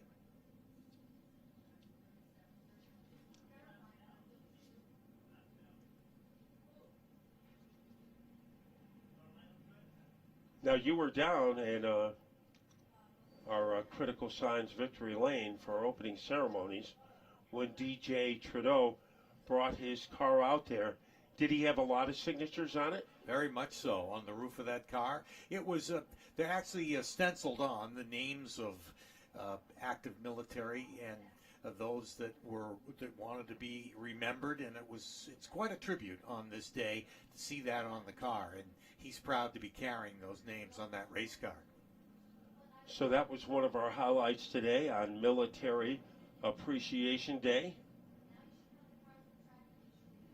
And we would like to thank all the members of our military for coming out today and enjoying the action. And there still is a lot to enjoy. 3 pressure-packed laps in the Limited Sportsman, and then the Sunoco Modifieds will be taken over. So the most exciting is yet to come here at Thompson. A 3-lap tussle for the trophy. Pace car is off. Sean Monahan sets the pace, sees the green flag, and maintains that lead across the stripe. But you can be sure that Ryan Waterman's going to go as hard as he can here with any opportunity to close in on the lead. But boy, what a jump out of turn 2. Sean Monahan, like putting the afterburners on, pulls away from him on the straightaway. Yeah, he is leading by 1.1 second over Ryan Waterman as they boogie their way across the line. 2 laps to go. And Brett Gleason is in trouble. He is losing some positions. So that car, an SOS, goes out to the 0-1. Nothing but blue skies for Sean Monahan. The big battle is for second and third between Waterman and Barnett. Yeah, Larry Barnett has really gone to the whip in the late action here, trying to pass Waterman to get at least the second spot back. But he's got less than a lap to get it done, as more trouble for that 0-1 of Brent Gleason, slow on the bottom of the racetrack. Too bad, he had a solid top 5 going. But here comes Sean Monahan, ready to put the exclamation point on a big-time run. He exits turn 4, and the Velvet Hammer has pounded the field in our 30-lap feature. Ryan Waterman second, Larry Barnett was third, and fourth was Jesse Gleason, and Jason Chikolis is fifth. And the word we get from the pit area, Brett Gleason might have ran out of gas. Wow. Well, that's certainly possible with the number of laps they ran under the green, and all the caution flags took us about 53 in the minutes. Horse Hill Farm, an Avery construction car, the Sultan of Stafford, Woody Pitcat. Next door to him, multi-time champion from Berlin, Connecticut, in car number 57. And M&M Stone Creations and D&G Paving are the sponsors for Kid Rock, Keith Rocco. 9th starting spot goes to the 47 of Timmy Jordan from Plainfield, Connecticut. And the 10th spot for Joey Gaeta in the number 6. Car number 16 will be next. He is a driver from Rhode Island, and he is aboard the Saravollo's Auto and Jammin' 107.7 car, Kyle James. And next door to him, one of the youngsters in car number 51. He is driving a Keith Rocco car. Janelle Construction brings us Eddie Thatcher Jr. 13th starting spot goes to the number 4. That is Zach Leone from Shrewsbury, Mass. And the Leone's Landscape F&G Construction number 4. And the 19 will grid next. The LaBouffe Rubbish All-Tamise entry for Robert Palmer out of Lisbon, Connecticut in the 19. The 07 will be next. A driver in the Island International Industries. He is from Rehoboth, Massachusetts, Justin Albanese. And then it will be the high roller from Shelton, Connecticut in car number 35, as he is sponsored by Tick Mike. Here is Andrew Moeller. 17th starting spot goes to the number 26, the Sundin Furniture Sunway Properties entry for Jason Sundin from Douglas, Massachusetts. And the number 9 will start alongside Paul Bozell from Trumbull, Connecticut, the Bozzero LLC Spathco-sponsored entry. Then it will be car number 02. He is from North Attleboro, Paul LaPlante. And in car number 20, or car number 49, starting 20th, it is John Burcham in the Bamford Signs and Charles Bowen Memorial sponsored race car. Now scheduled to go 21st is the 81 of Todd Owen from Somers, Connecticut, and the 81X to go in the 22nd starting spot, Joshua Zentek from East Haven, Connecticut. As once again, Jason Dean has decided to go to the rear of the field. Now, we do not see the 81 out there, so and now we look a little closer. You look at Paul Buzel in the 9, and right behind him, we expect to see car number 81 of Tenacious Todd Owen, and there he is, a white and purple car. So not the maroon car in which he started the day with, but the white and purple Cooker Construction Barnes Pool sponsored car. He is in turn 2 right now, underneath the extra march sign. So Todd Owen has made it, and all his cars are fast. So the only disadvantage he has going into his backup car, Pete, is that instead of starting up front, he has to start 21st. But outside of that, he has a good car, and now we expect some good information as Kyle James is on pit road. Let's go to Dave Baraball. Well, right now they're working on a hose on Kyle James's machine. Every time they fire that engine, guys, it starts to leak and smoke. They're going to try to get it together, but right now it looks tough whether Kyle James will make the start of our race. That is the Saravallo's Auto jamming 107.7 car. So it is on pit road. The lights are still on the pace car. So James getting a little bit of a reprieve here as they try to get that car fixed and out on the track. And that has caused our safety crew to get to the track and check the surface of the speedway. As Dave reported, he was dropping some fluid and checking the hose to see what is leaking, but I believe the safety crew has reported back no problems with the track surface, so they've doubled them up and the lights have gone off on the pace car, indicating we'll go green flag racing next time, and a tough break for Kyle James from Ashaway, Rhode Island, sitting on pit road. Yeah, he is in spectator territory while the race gets ready to be launched. Ronnie Williams in car number 50 had a very frustrating icebreaker weekend. He is ready to go to work. Next door to him is Corey Berry. And let's go to Pete Falcone, who will take us to the green flag. And the green flags are out. Ronnie Williams gets the jump at the start down into turn number 1 and is able to clear enough so that he can move up the racetrack and into first place all by himself. And it is Corey Berry hanging in second. Allegro flash dances his way on the inside groove. He moves up to third. Let's see if he can keep it. He can't.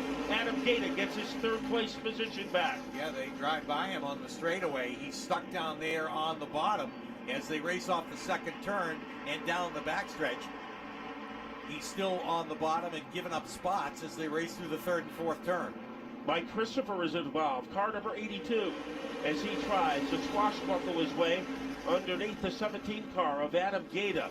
Pulling away with the lead is Ronnie Williams. Trying it again on the inside is Joey Allegro.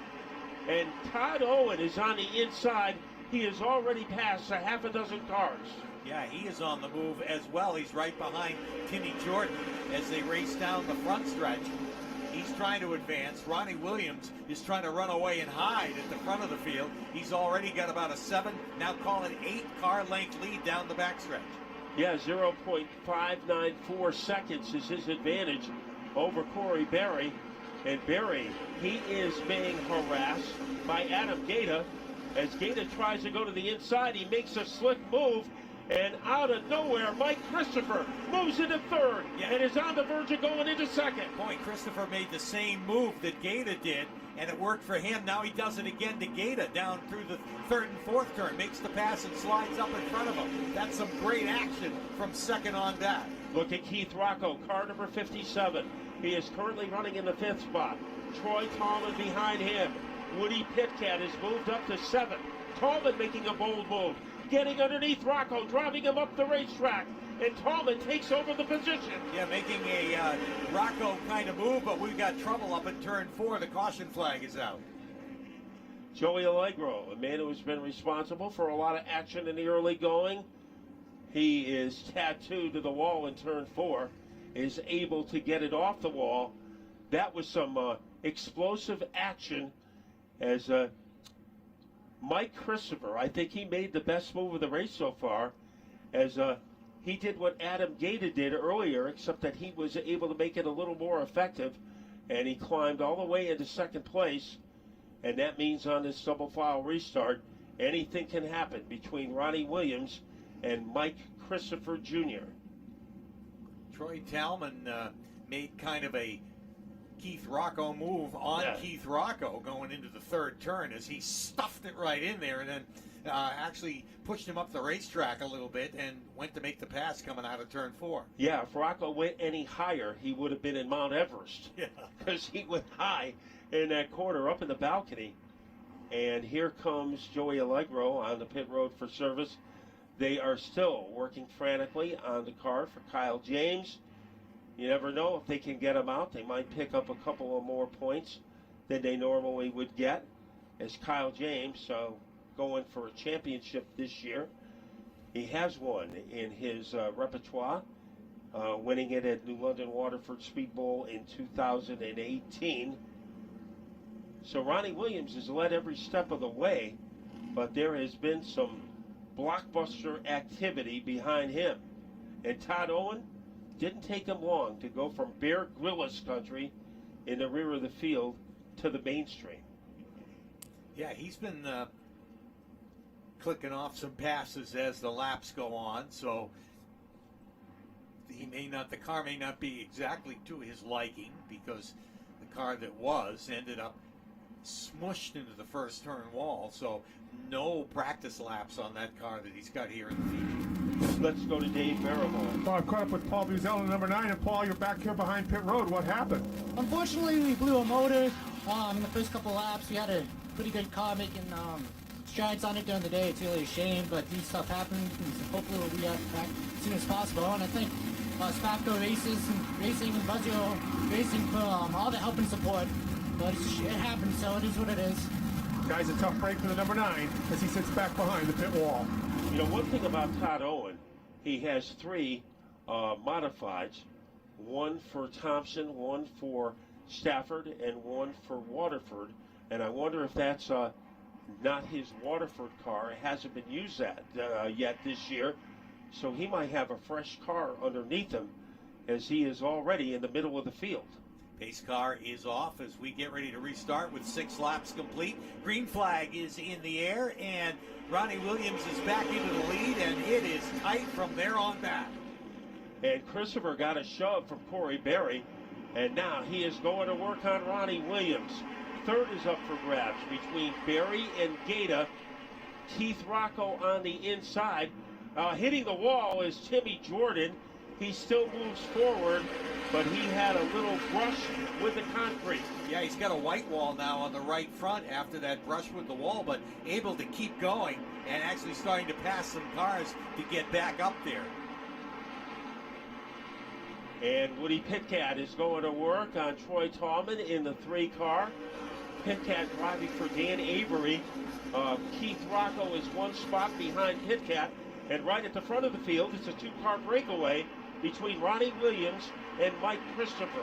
Williams has a little bit of breathing room between himself and Christopher. Christopher reels him in the middle of the turn, and then Williams is able to pull away on the straightaway. That's the way it's been the last couple of laps, as Christopher tries to find a spot on the racetrack where he can stay up on the back bumper of Ronnie Williams.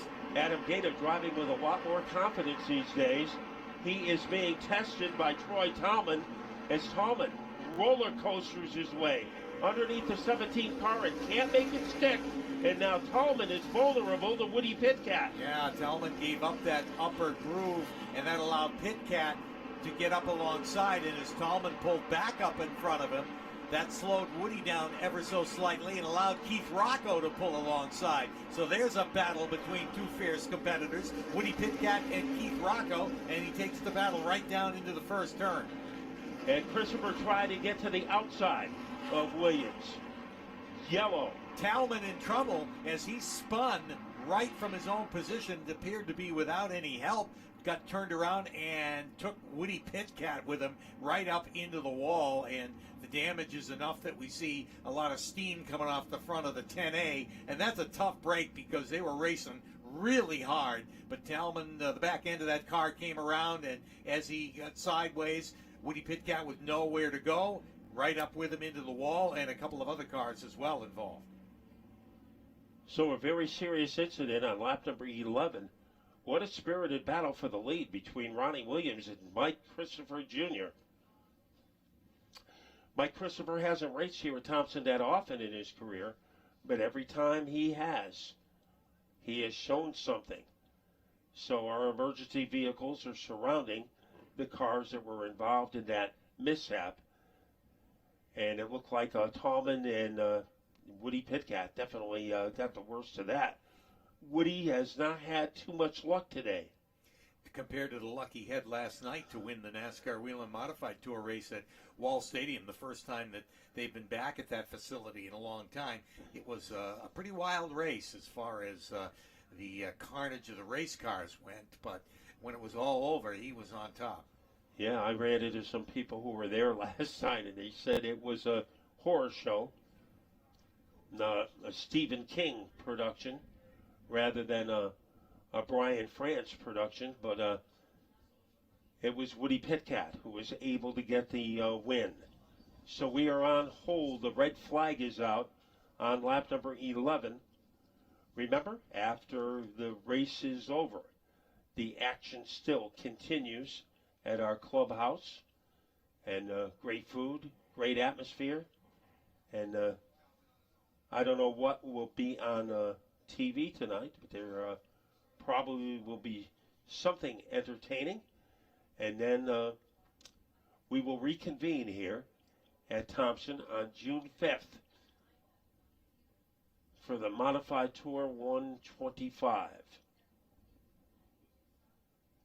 So it might take a while for us to get those cars untangled.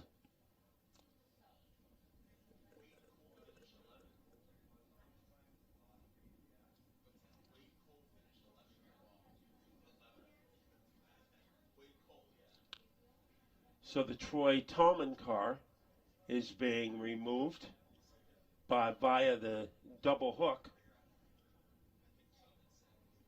So they have to slingshot that car off of the facility, and the reason for that, it has damage on both the front and the rear of the car.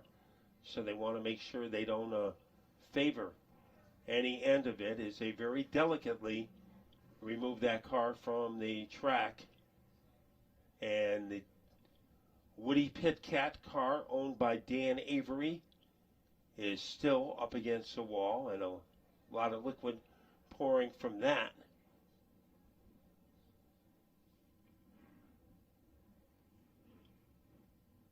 So there were several casualties in that race. Looked like Barry is in trouble. The double hook for Tallman. And now they are working to get the 10A of Woody Pitcat off of the speedway. You know, Dan Avery has driven that color combination for so many years in the 10A. It almost is unusual to see Woody Pitcat in that car, because Dan Avery, he's been around a long time, a 35-year career. And they were able to drag his car off the speedway, and now there is one more car to go.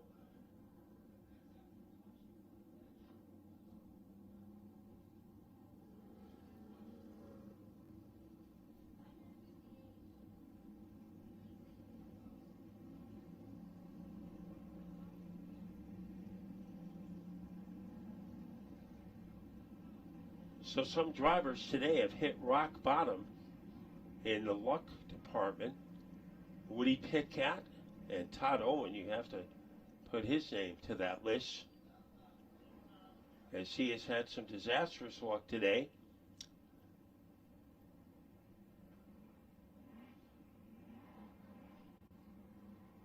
Now, Mike Christopher was in the lead before that caution came out, but the question is, did they complete the lap? Let's go to Dave Barabal, who has more information. Well, I'm checking out the 57 of Keith Rocco. He has some damage on the left rear that they're banging out, guys. I saw Billy Bear Colicchio go to work on the left front of that car, but they're still trying to bang out that left rear, so he had to get caught up in that altercation off turn number 2. Yeah, he was right there. In fact, I thought that maybe he would get involved, but it was Woody that got forced up to the wall, so I'm not surprised that there's a little bit of damage on the 57, because he was in that group of Troy Talman in the 3, Woody Pitcat in the 10, and Keith Rocco. So Rocco got bounced around a little bit, and that's obviously what they were checking.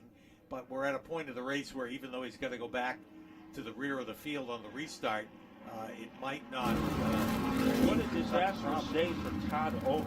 Yeah. As he went and got his backup car, and look where his backup car is now. Back in the scrap heap. Let's go to Dave Barabalt. Yeah, I just got my first look at the Todd Owen machine, guys, and the same thing, heavy damage in the front end of the 81. It certainly has been a tough day. Well, the UPS truck will be dropping off a bunch of front-end components at that shop this week, I think, because he's got 2 cars with heavy front-end damage as a result of just this one day at Thompson. Yeah, it'll be a busy work week for the Todd Owen team, Butch Shea, and all the drivers involved in that operation as we see Todd Owen taking a walk away from his race car. I don't think he wants to look at it, because when he looks at it, all he is going to see is money. Now he turns around and gets a look at what is wrong with the front end of the car, and I think the answer to that question, everything is wrong.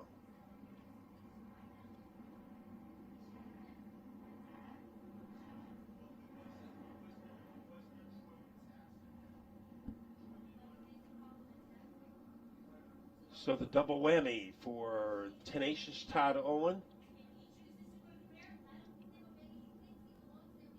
And some positive news. A great battle between Ronnie Williams and Mike Christopher Jr.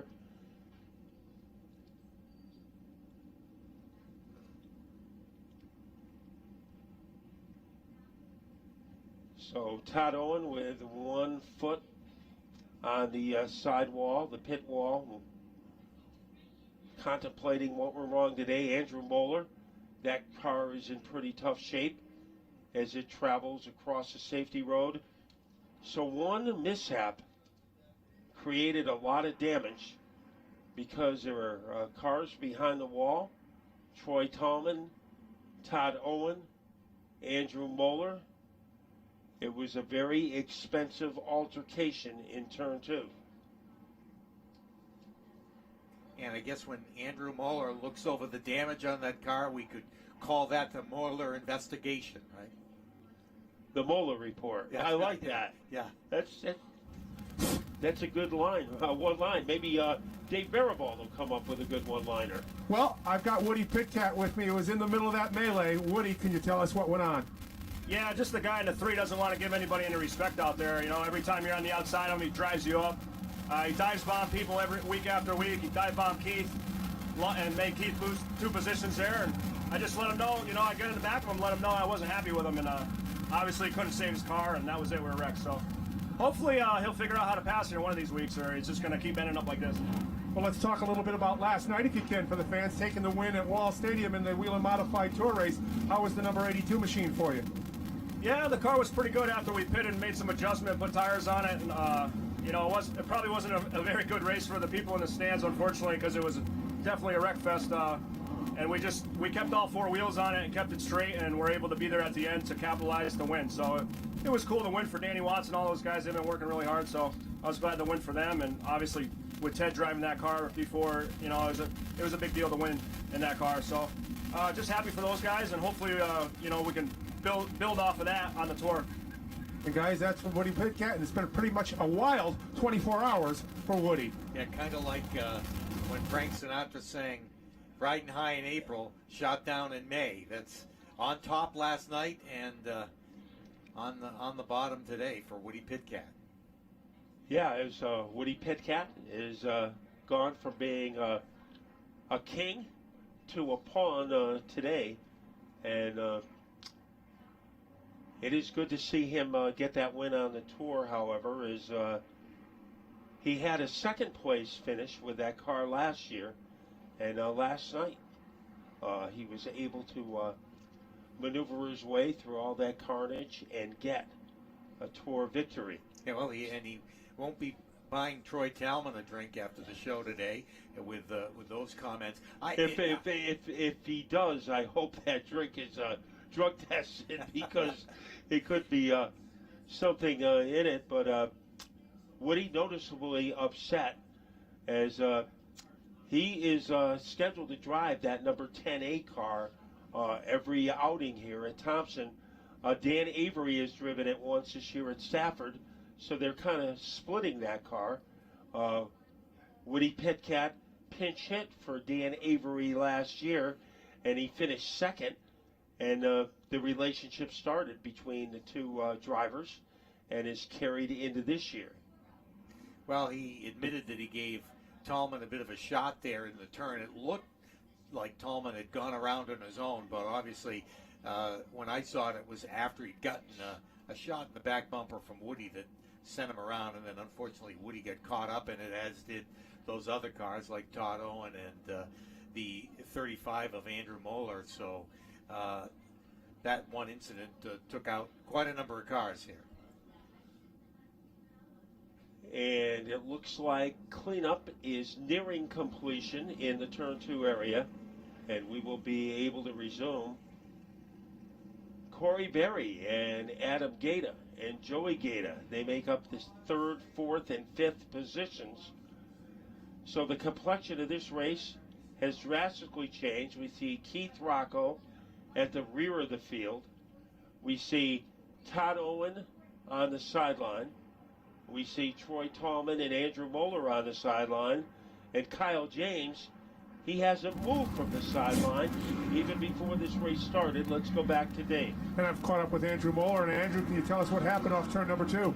There really wasn't much we could do out there. Just, tough break there, going into turn 1 and 2 there. And I just kind of saw smoke. Everyone checked up and just kind of got caught up in it. So, we'll come back next time here, and we'll see what we got. But, had a great piece tonight, great Spafco race car.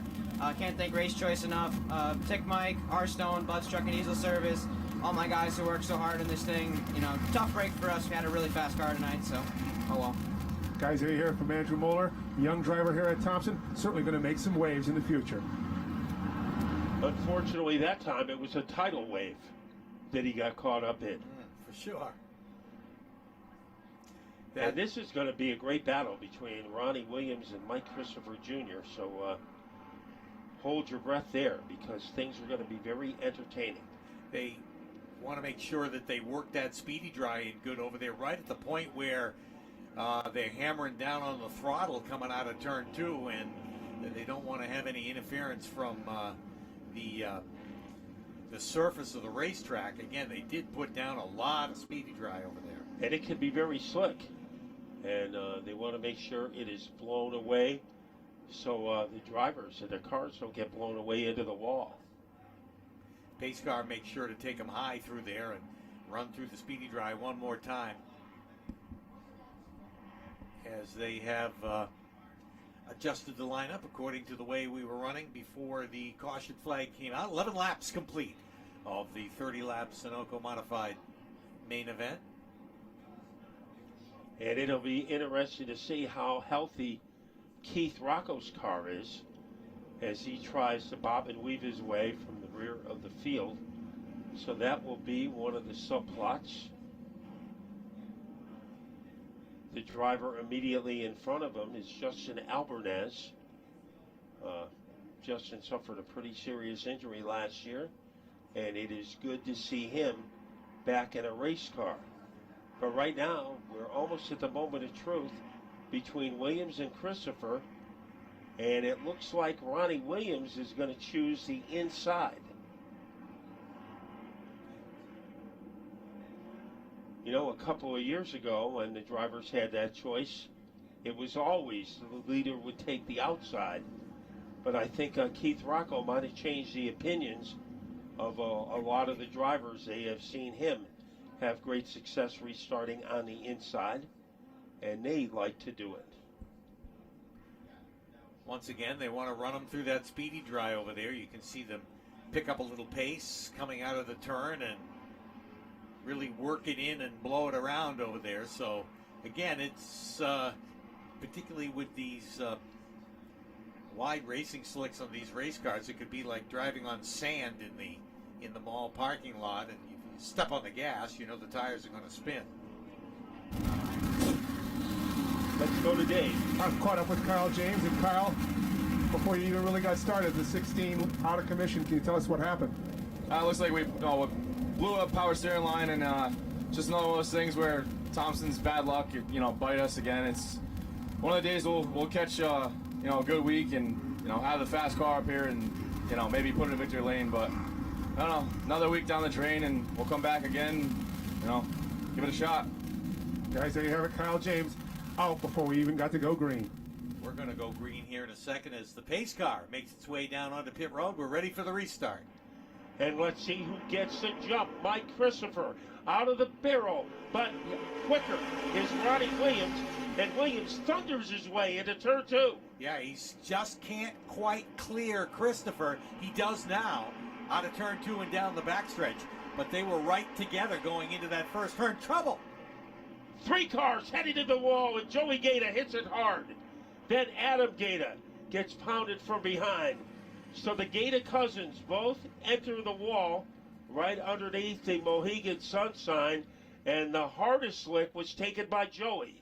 And Allegro up there as well. Joey Allegro in the 08 in trouble again, and he's up there on the wall under the King sign there in the right at the red stripe between the third and fourth turn. So there's one more car. I think it might be Palmer in the 19. So there are 3 cars in the Bud Light area, and then Joey Allegro in the middle of turns 3 and 4. So things got nasty in a hurry. Yeah, that happened just towards the end of the backstretch, and they all got together, could not pull themselves apart, and all piled into the wall there going into turn 3. That was a Richter scale hit by Joey Gaeta, who was running in 5th place at the time of contact. Now Albertez comes onto pit road,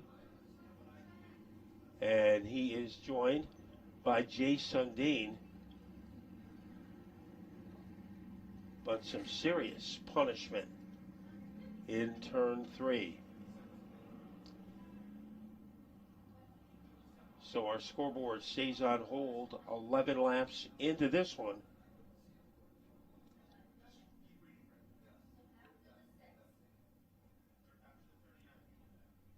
And there is a lot of money behind the wall here as some cars suffered some very fatal damage.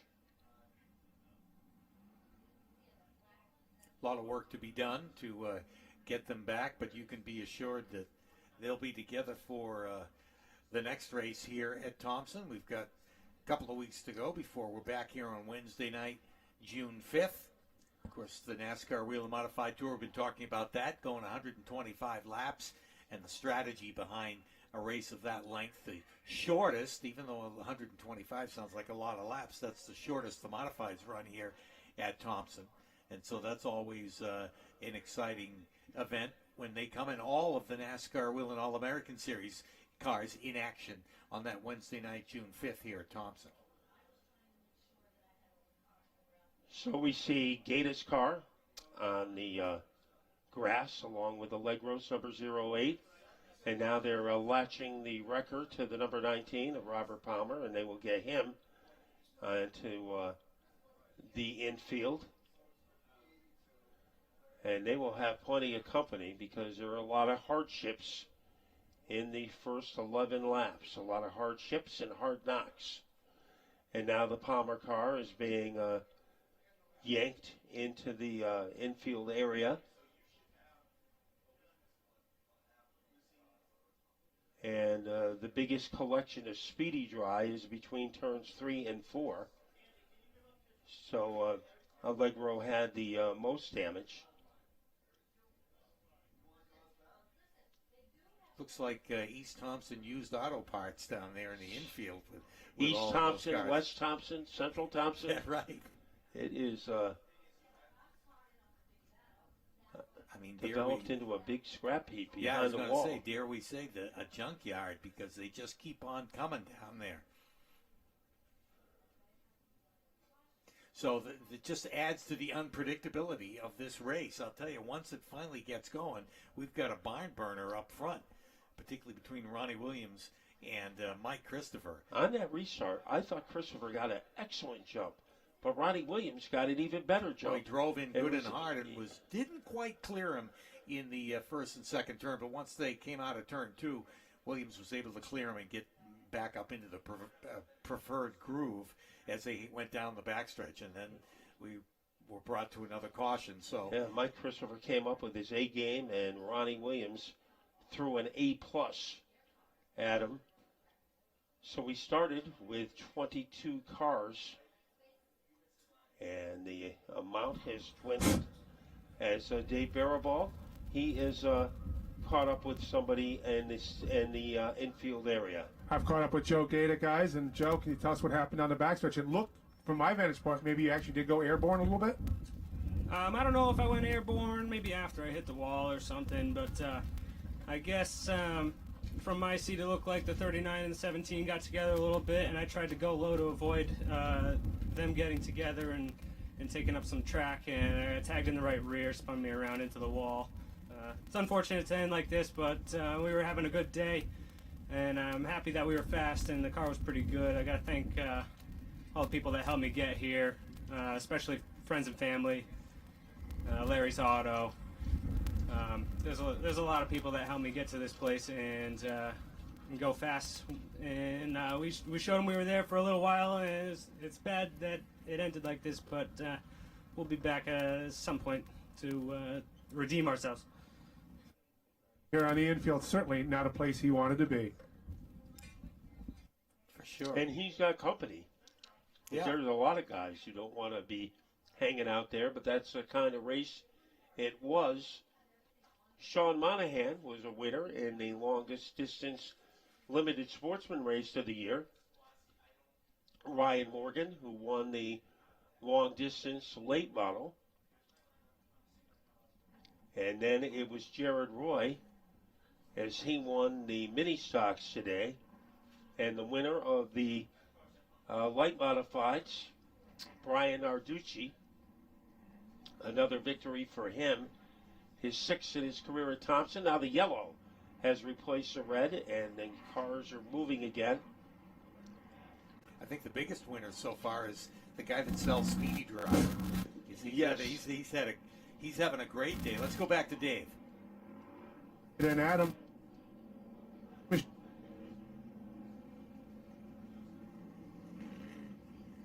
A little broken up down there. Yeah, I headed down the backstretch. The 39 and I kind of got together, and someone was hooking me in the left rear, and I couldn't get off him. I was turning to the right, and it just caused a big pile.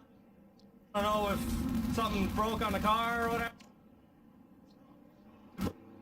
Never came off, and just sitting around. Well, we've heard enough of that conversation for Adam Gaeta to know that he's not happy. No, not at all. And he's right in line with most of the other guys that are down there. I think we have the biggest collection of drivers in the infield than we've had in quite a while. Yeah, it's like an autograph session. Got enough to make a soccer team down there. Yeah, well, they've been kicked around for 11 laps. It might as well play soccer. Sure. And Josh Setek at the rear of the field. As he took a year off last year, has come back. He said he learned a lot. Well, what you learned today is that you stay out of trouble is very beneficial.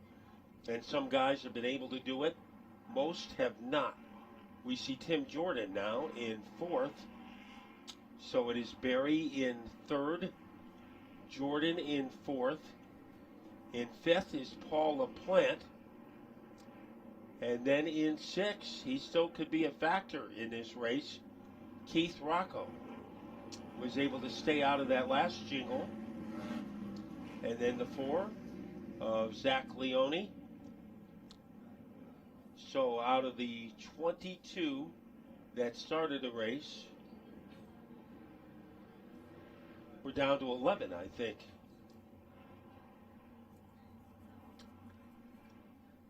So half of the field is on the sidelines. But of the half that's on the track, the two guys to watch, Ronnie Williams, who has elected to restart on the inside. We'll see if that strategy pays off. As the pace car peels off, the green flag goes in the air, and we're back underway. Here's that drag race on the front stretch between Ronnie Williams and Mike Christopher down into turn one. And let's see if Christopher has some giddy up. Here he comes, as he has some napalm in that number 82 car, trying to wrestle the lead away from Ronnie Williams. Williams with a little bit of an advantage there in the middle of the turn, but Christopher scraps his way right back and takes Timmy Jordan with him down into turn one. As Jordan, he is Velcro to the back bumper of the Christopher car. Mike Christopher pulls away from Williams and Timmy Jordan, and now here comes Keith Rocco to challenge for second and third. Yeah, Rocco right back in the mix. He watches those two guys dice it out in front of him. Ronnie Williams just a little loose out of turn four and gives up the spot to Jordan. Jordan gets around on the outside in the 47 to go to second. Williams to third. Rocco is fourth. And now breathing heavily on the back bumper of the Jordan car is Ronnie Williams. So Jordan has second all over him like needles sticking out of a voodoo doll. That is Ronnie Williams, goes down low, trying to reestablish himself in second place. Gets a good run down underneath, but can't make the pass to slide up in front of him. They'll come to the cross flags this time, and we're halfway through the Sunoco modified feature. This time, Jordan has to go way wide as Ronnie Williams slides up the racetrack, and that allows the 57 of Rocco to get by Jordan, and he slips into the third spot. And it also allowed Mike Christopher to open up a pretty sturdy lead, as he is leading Ronnie Williams by 0.5 of a second.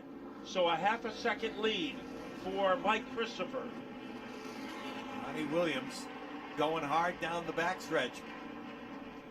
Rocco is stalking him, ready to pull right up on the back bumper as they head out of turn four. That is the race for second.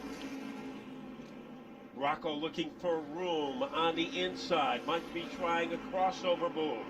Ronnie Williams has to prepare for a Rocco invasion, and here it comes, and it works. Keith Rocco in second, but the yellow comes out to negate the move. Trouble in turn one, and it involves Jay Sundin.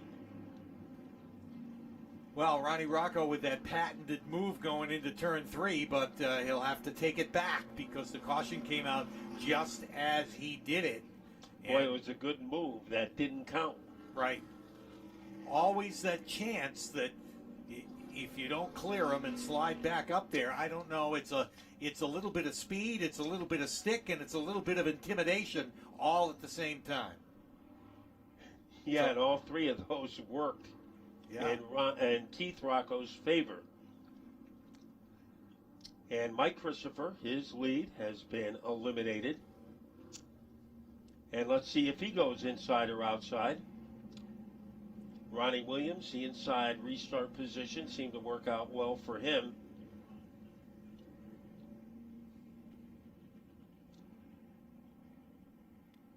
So this has been like watching Survivor on Wednesday nights.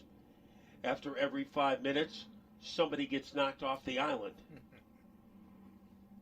In this case, it was Jay Sundin in car number 26.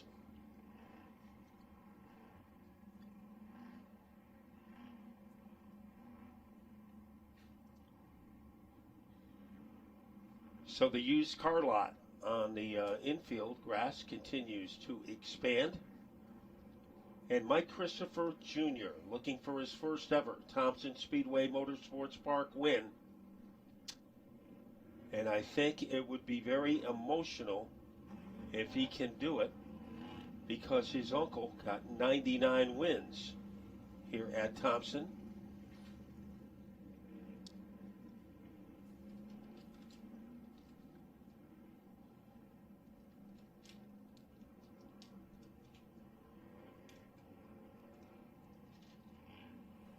Well, it's going to set up for an interesting restart.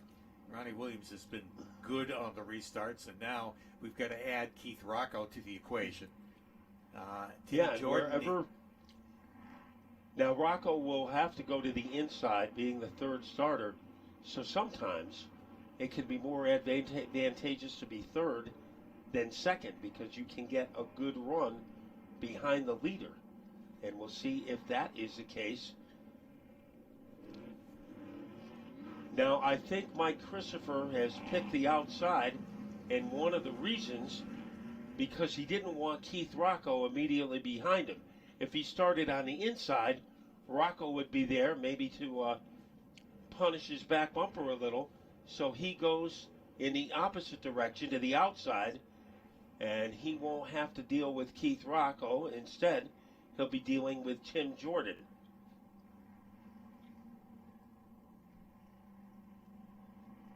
Pace car brings him very slowly down the backstretch. This is going to make for an interesting start. Now the pace car gets out of the way, and here they come. Green flag. Ronnie Williams, a great jump on the inside. Here comes Mike Christopher Jr. He is flying on the outside, and he is trying to whirly-bird his way back into the lead. Yeah, Williams tried to use as much of the racetrack as he could there in the first and second turn. Christopher hangs tough up there on the outside. Same deal. Williams right in the middle of the racetrack, but Christopher won't give. Hangs right there. This time Williams is able to clear him, and Christopher tries to cross over. As Christopher taking advantage of the fact that Williams went into the O-zone. Here comes Christopher. Will that crossover move work? Not yet. Ronnie Williams hangs out of the lead, and Mike Christopher is on the verge of losing second to Rocco. Yeah, Tim Jordan got around on the outside. Just not going to work on the bottom for Mike Christopher, and he loses 2 spots just like that. Now, all eyes are on Ronnie Williams as he leads, and Jordan's ready to get up on the back bumper and give him a challenge. So the crossover move has double-crossed Mike Christopher. He goes to fourth. Into the lead is Ronnie Williams, but the man ready to make a move, Timmy Jordan. Here's Jordan right there on the back bumper, and Keith Rocco watches from the third spot, too. He's ready to pounce. Mike Christopher would like to get back into it and join these guys. Again, they stay in a straight line off the second turn and down the backstretch. Now Jordan goes in hard, turn number 3, looking to rabble-rouse his way underneath Williams. It is not developing. Rocco perched in third, Christopher in fourth, Corey Berry a distant fifth. Does Jordan have something waiting for Ronnie Williams? Well, if he's going to go to the inside, he knows he's only going to get one shot at it. Here's Rocco. Rocco's going to try it. Boy, they bounce off of each other out of turn 4. Rocco gets into Christopher. Christopher gets into the wall and bends the right front back. And Mike Christopher trying to get off the racing surface. It doesn't look like he is able to do it, and the yellow comes out. As Keith Rocco made a move, it didn't help him, and it was a disaster to Mike Christopher, who was an innocent bystander in that situation, as he was minding his own business, and all of a sudden Rocco came at him, and then the wall came at him. Yeah, he just had nowhere to go as Rocco tried to go down to the bottom, and it wasn't going to work for him. So another one of our front runners going to go off on the hook. This time it's a tough break for Mike Christopher. So I wasn't at the race last night at Wall Stadium. Now I think I seen it, because we've had a lot of carnage in this one, and now it involves Mike Christopher and Ronnie Williams. Well, he's still got to deal with Tim Jordan. He's still got to deal with Keith Rocco, and now Corey Berry is able to erase the gap that separated him from the top 4 cars.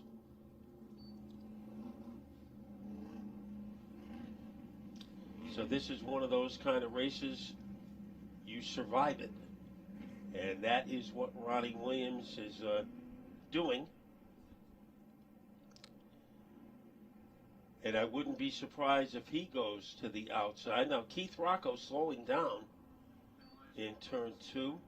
And he has received a penalty for over-aggressiveness. So Keith Rocco has gone to the rear of the field with 7 laps to go. That makes it interesting for sure. Well, he's come from the back already in this race. We'll see what happens, but well, there's not that many cars left, so for him to go from the rear to the clear in 7 laps, it is not beyond the realm of possibility for Keith Rocco to do that.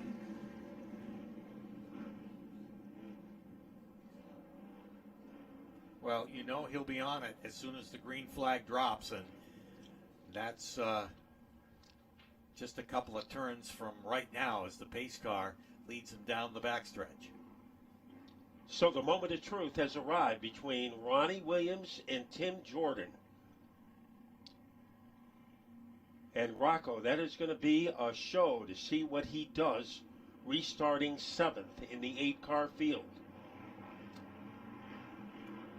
And they crank it up coming off the corner, and that is just a dress rehearsal. The yellow flag comes out, and that never had a chance of starting. So Pete, what started as a feature, winding up almost like watching a heat race, and trying to put some heat on in the final few laps, is Keith Rocco. Well, where is he going? To 4th. Green flag. And Ronnie Williams will lead him down into turn 1. Jordan hanging tough up on the outside, and just like that, Rocco's back to 3rd. Yeah, he restarted 4th, moves into 3rd. Now, double file battle in front of him. Williams on the inside, and almost handcuffed to his arm is Timmy Jordan. Jordan goes very close to the wall, looking for some firepower. They are dead even, heading into the 2nd turn. Yeah, Jordan hanging tough. Look at Williams, moves up the racetrack, moves Jordan with him, and unfortunately Jordan, having to get out of the throttle, gives way to Keith Rocco, who takes over the 2nd spot. If Jordan didn't, he would have wound up in the woods. Now it is Rocco in 2nd as he is trying to track down Ronnie Williams. Those two drivers had a history at the end of last season. Let's see what goes on as they go into turn number 3. Williams trying to pull away from Rocco, but it's almost impossible to do that. Yeah, Rocco stalking him like a cat after a bird, waiting to make his move, ready to pounce. He's right there on the back bumper of Ronnie Williams. Has he got enough to try that patented move down on the inside and sling his way around him? We're down to just 3 laps to go. He is following Ronnie Williams the way a Secret Service man would follow the president. Bottom shot move. Rocco has the lead. Williams trying to get it back. Wow, look at that. Williams comes right back on the inside. Rocco drove it in about as hard as he could. Here comes Williams, drives him up the racetrack, and takes the lead back. 2 laps to go. Now let's see if Rocco can come off the balcony. Here he comes as he arrows his way past Williams. Little contact. Williams fighting back. Jordan fighting back. But Rocco has the lead with 1 lap to go when they hit the line. 1 more lap as the white flag is in the air. Williams will get 1 more shot. Gets up on the back bumper of Keith Rocco. Follows him down into turn 1. 3 cars battling for the win. Rocco. Here comes Williams. Looking for room on the outside. Rocco beats him into the corner. Contact. Rocco shoved more close to the wall. Williams in front. Ronnie Williams trying to cross the line first, and he does. Ronnie Williams crosses the line first. Contact. Turn number 4. As Ronnie Williams making contact with the 57, he was able to get the lead. And in a drag race to the start-finish line, it was Ronnie Williams in car number 50, Keith Rocco in 2nd, Timmy Jordan in 3rd, Corey Berry in 4th, Justin Albertaz in 5th, Zachary Leone in 6th, and John Burcham in 7th.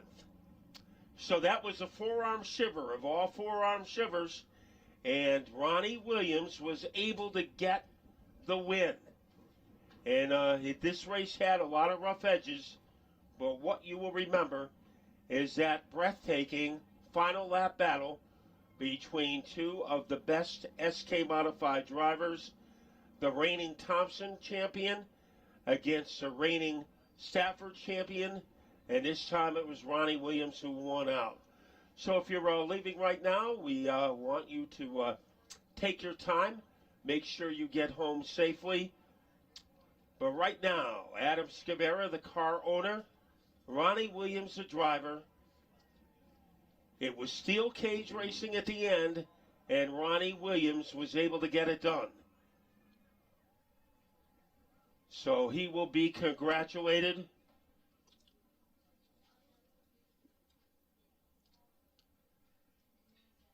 And Ronnie Williams, last season, there were a couple of incidents between he and Rocco, and today it was hard-nosed racing, as this is the way it is supposed to be in short track racing.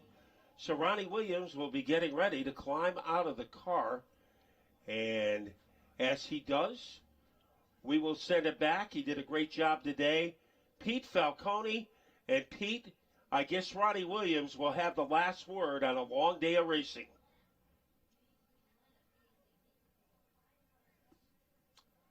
Absolutely true. As he's getting ready to climb out, puts the victorious Pepsi hat on, gets the checkered flag, climbs out of the car. Here's your Sunoco modified winner, Ronnie Williams in victory lane. And boy, he's a happy guy as he gets splashed with some water down here. Well, it started as a stock car race, but ended as a wrestling match. Tell us about those last few laps. Yeah, that was crazy for sure. First battling with Mikey, then at the end with Timmy and Rocco. We weren't going to let that one get away. We had a rough week last week when we came here and blew 2 motors, and it's definitely paying off. These guys work so hard in the shop, and it shows that's why we're in victory lane. And not giving up at all. I mean, hanging right in there and exchanging the lead like that, and having to use the bumper a little bit too. Yeah, I've lost some races here, just finished second and being the nice guy, but wasn't going to be the nice guy today. These guys deserve a lot more than that, and they got the win, and I'm happy for them. Congratulations. Thank you. Ronnie Williams, a very happy guy in victory lane, and as we said, was kind of like a wrestling match there for the last few laps, the way they tussled back and forth, but he hung in there and stayed tough and came home with the win here this afternoon. Took a while, wrecked a few cars, but Ronnie Williams is in victory lane, Matt. And